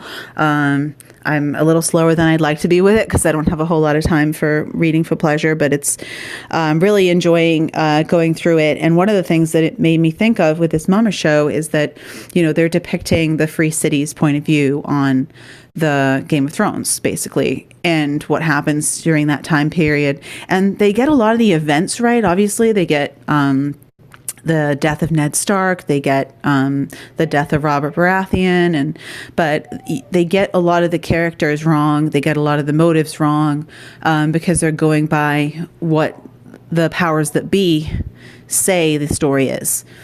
Right, because the Lannisters are now in power in King's Landing, and the big guys in Braavos, the Iron Bank, are backing. They're still backing the Iron Throne. They're still backing the Lannisters on the Iron Throne. So they want that story to be the story that the common people of Braavos believe. And hopefully that's going to spread throughout the free cities, is that, Joffrey was the good guy and now Tommen's the good guy, and that's the person that you should believe in. So I thought that was really interesting because it also parallels Fire and Blood. We have all these different points of view on the history of the Targaryens, and, it comes from Grand Maesters and from Septons and from, fools in the court. And an occasional, the occasional, work of fiction or whatever it is that comes out of that period of time. And you're also getting the Word of the Citadel, which is a little twisted as well. So you have to think about all these events that are happening, and it's possible that the events were correct, but the motives of the people that are involved in them may not be quite right. So I'm taking the whole thing with Fire and Blood definitely with a grain of salt. And I love how he gives you a few options for things that may have happened. And it's like, you can kind of pick one. Which one do you think is the most likely? So that was really cool to think about that Mummer show and how that parallels some of the historic works. And if you haven't read The World of Ice and Fire and Fire and Blood, if you enjoy the show and the books, definitely go out and get them, because they're amazing books. They're really fun to read. And then we have The Queen's Moot, which, speaking of the books, I just, this is what really got me into the Iron Islands. Before I was kind of like, meh, they're not that great. But getting into the Queen's Moot or the King's Moot and the idea of democracy, kind of like, pirates, and I kind of connect this with pirates a little bit, and I'll talk about that afterwards. But on a pirate ship, the captain is chosen by a vote. The men vote on who the captain is, and if the captain's not doing right by his crew, then he gets mutinied upon and kicked off the ship. So leadership is transitional. There's always someone who's looking to get up to the top, and there's always somebody who's trying to hold on to that seat. And the interesting thing about the ancient King's Moots is that, that's really the closest thing that we have in this world, maybe apart from the Triarchy in the free cities. It's the closest thing that we can come to like a free democracy system. And it's really cool because, we're looking forward in this process, and Tyrion has kind of hinted at that might be a good idea for the Seven Kingdoms further on. So I'm kind of paying attention a lot to the whole King's Moot, Queen's Moot situation. But the arrival of Euron, and I thought it was funny how last season he kind of turned into this Jack Sparrow type character, and right at the end I saw the parallel to the Pirates of the Caribbean where like Theon and Yara go sailing away with the fleet, and I'm like, bloody pirates! It was really funny at the end. But yeah, that was because it is interesting having characters like that as your protagonists, people that have questionable morals, and they're always looking out for themselves, and there's a possibility that they could turn everything around when you least expect it and look out for number one. So it's really cool to see that. And agreed. That's what one thing I love about Game of Thrones, and it's what I love about Pirates of the Caribbean too. It just makes the whole story more interesting when you're not sure what the character's going to do. And then finally, there's the heart tree scene, which I thought was really interesting. I never noticed before that the heart tree, after Bran comes back, he sees the making of the White Walkers, and he sees the guy get stabbed in the heart with the dragon glass, and then he comes back to that when without the permission of the three-eyed raven, and he sees the heart tree, and it's been split in two. And I couldn't help wonder, there's a lot of imagery of the heart trees getting destroyed, in the books, and what that means, because if the heart tree is destroyed, yes, the eyes can't see anymore, but there's still some magic in that area, and definitely with the circling of rocks and everything, it's still a very magical place. And I wondered what the splitting of the heart tree might represent, if it was like if it was just the destruction of the magic of the children of the forest, or whether it was like a splitting of maybe the children of the forest have some magic and the White Walkers have some of the magic, and maybe that was what it meant. Not really sure. So I'm interested to hear your thoughts on that. I thought that was kind of an interesting thing that I'd never noticed before. Damn, I don't know. I'd have to think about it. And then finally, the end with Hodor. And I did notice when Mira grabbed the sword this time, I was looking for it. I know somebody posted on the Facebook page that was really a cool catch, that she grabs the sword as she's running inside the door. And I did notice that it's like center of the camera. And she very clearly grabs a sword there. So there might be something to that, but I'm not sure if they're going to follow through with it or not. It's a sort of thing where, they might be planting seeds, kind of like Martin does with the books, and then they might choose to go with it, or they might choose that they say that they don't have enough time to follow that storyline and they might have to cut it. But I'll be looking for that later on, and thanks to whoever pointed that out. That's a super cool catch. Maybe and Sir then finally, Pete of House Clark. when the White Walkers come, they just step right through the fire, and while the Whites are held back. And I'm trying to pay attention a lot to what happens with the White Walkers and fire and how they interact, because we're going to see that in season 8 with the dragons coming to face the White Walkers. And if they are sort of immune to fire, you could imagine like a dragon just trying to roast them like it did Dickon and Randall Tarley. And is that possible for a White Walker to survive that? It's a possibility, so I'm not really sure. If they are immune to fire, then there might be, if it's dragon fire, we talk about dragon glass, so that, that might be different. Dragon fire versus regular fire. They might not be immune to that. I like that. So interesting to think about that for later on. And then I just had a sad face with some tears for Summer and for Hodor. That's one thing that I don't like about this season, is the fact that so many direwolves meet their end, and it really, really cuts down the number of direwolves that are still left in the world. So it stinks. But that's all I have time for right now. I love you guys, and I can't wait to hear your take on this amazing, amazing episode.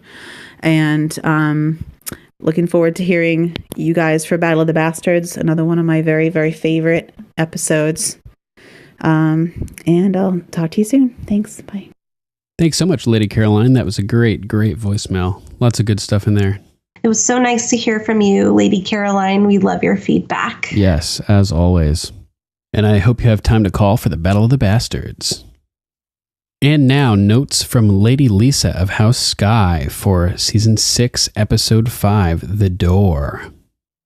Episode theme, Time and History, Door to the Past. History lessons are everywhere. Show starts with a slow zoom in on the tree where the children of the forest made the White Walkers. It shows it in a time before winter began and then after with the horse bits. The Starks are coming home again and establishing their roots and effectively sewing time together. And in fact, we get to see Sansa tap into her history and get back to her roots with her love of sewing. We later come to understand that the thing she was making was for Jon, symbolically sewing him into the fabric of their family history.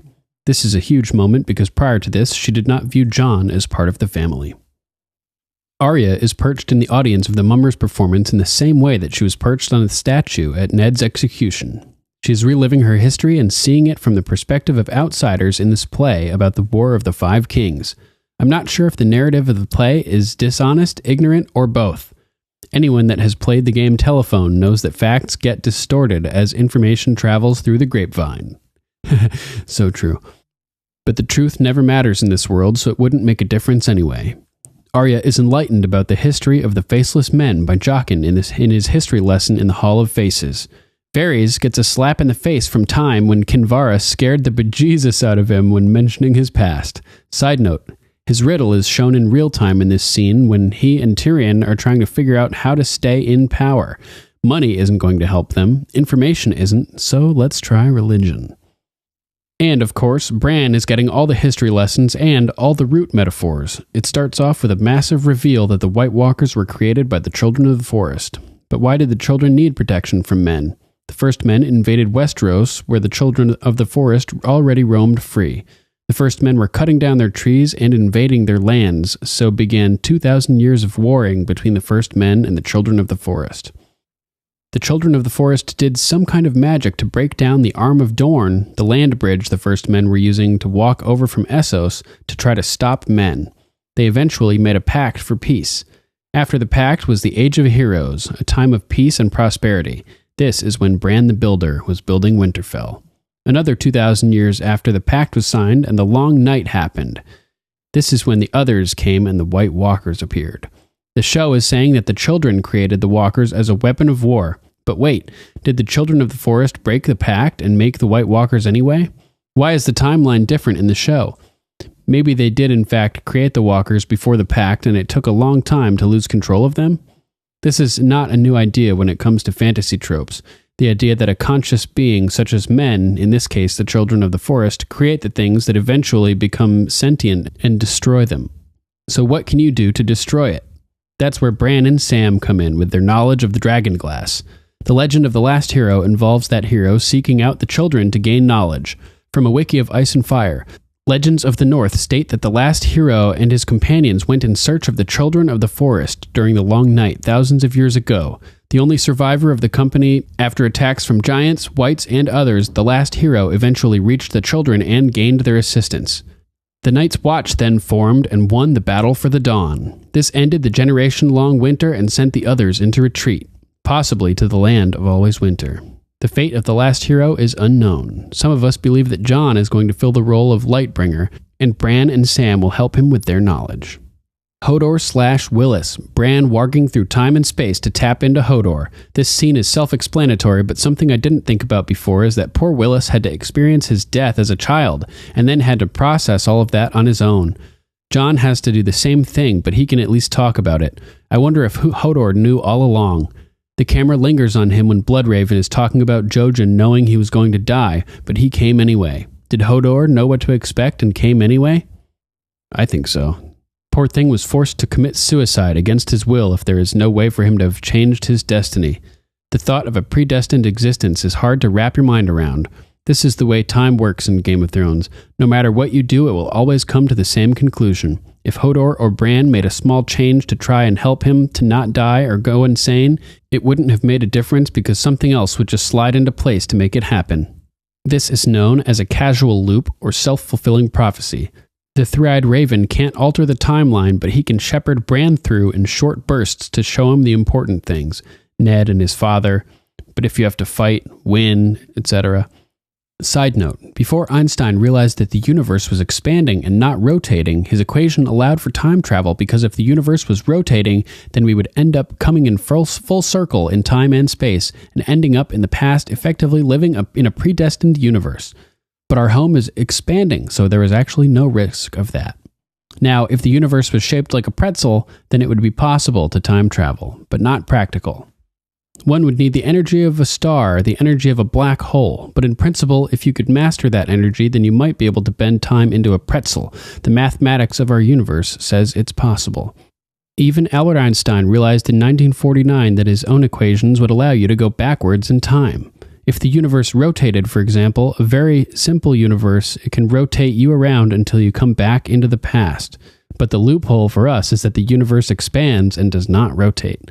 This begs the question, does Bran have the powerful energy of a star or black hole? Can he manipulate time by bending it? How do the laws of physics work in Gurm's universe? Gurmiverse. Side note, Ed is like Harry Potter, leadership thrust upon him. Quote, "It is a curious thing, Harry, but perhaps those who are best suited to power are those who have never sought it. Those who, like you, have leadership thrust upon them and take up the mantle because they must, and find to their own surprise that they wear it well." J.K. Rowling, Harry Potter and the Deathly Hallows. Thanks so much for writing in, Lady Lisa. Great to hear from you. I always say that time travel is only possible if you can master controlling time and space, because with the universe expanding, like you're saying, but also with the Earth spinning, with it rotating around the sun, with the sun rotating around the center of the galaxy, with the galaxy moving through space, your body is never ever in the same place in space twice all throughout history. You're never in the same place twice. We're constantly moving throughout the universe.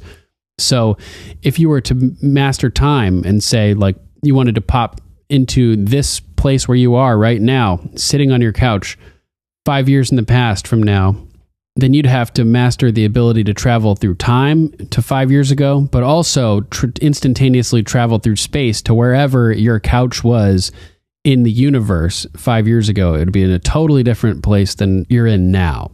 So basically what I'm getting at here is that time travel is impossible without teleportation as well.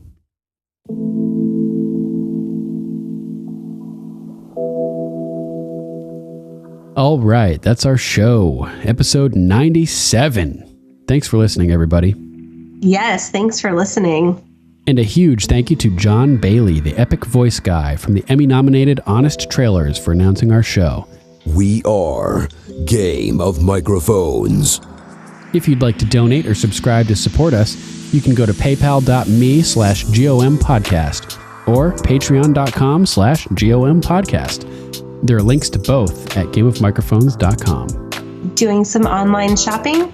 Go to gameofmicrophones.com and click our link to Amazon. As an Amazon associate, we earn from qualifying purchases.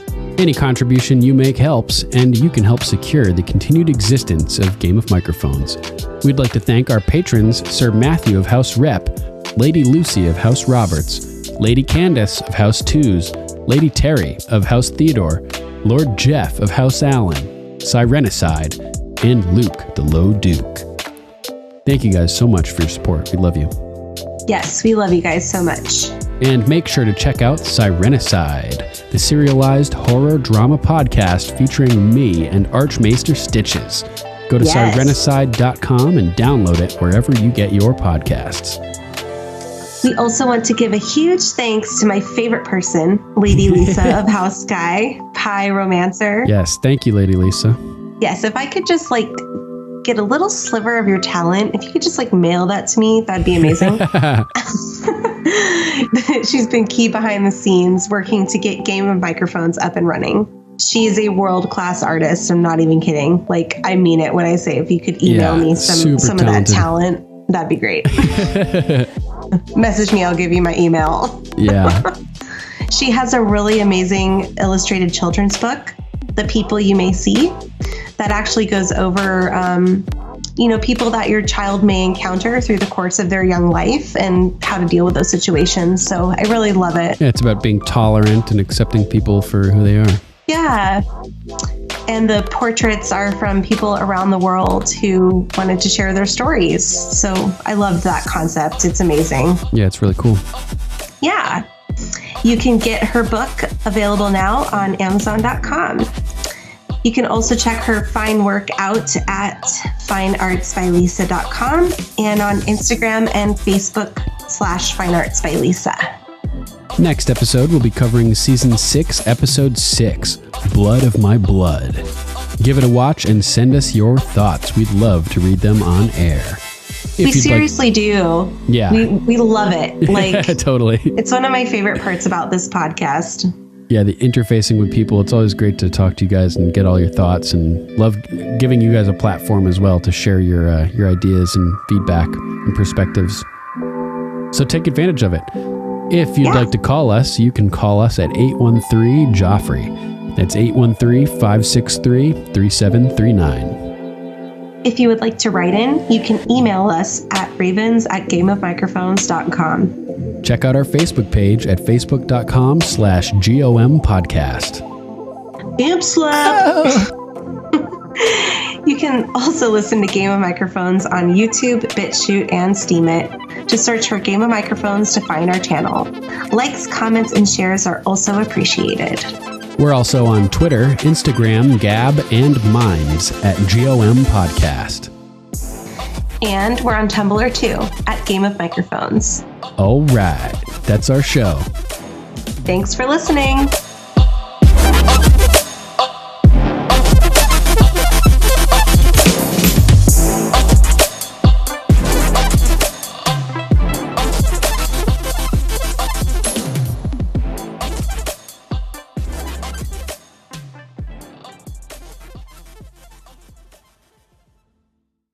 Should we close the gate, Lord Commander? I'm not the Lord Command. Yeah. Close the bloody gate.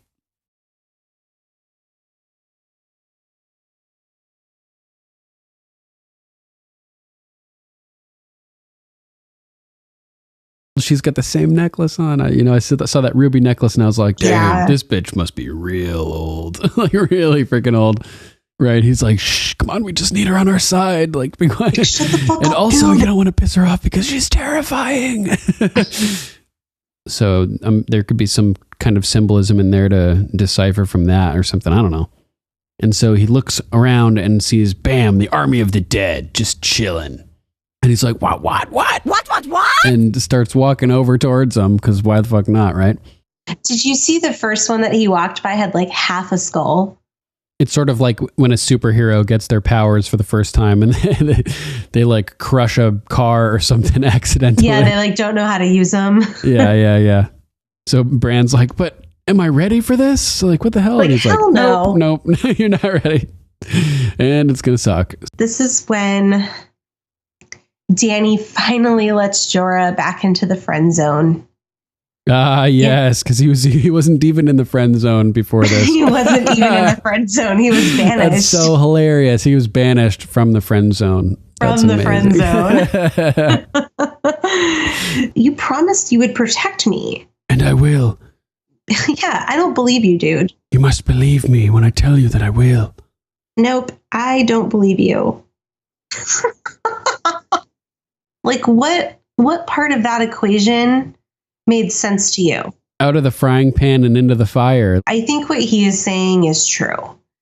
Maybe not like totally true, but a worm that squirms. A squirm worm. Oh, Totally. Yeah, it was funny watching him squirm a little. I always love it when Littlefinger has to squirm. Arya getting her ass whipped by the waif. As usual. He was no one. You know? That's the obvious answer. Yeah. Robert dies and farts a whole lot. That guy would be doing the sound effects and they're Oh no, I'm about to go. Yeah.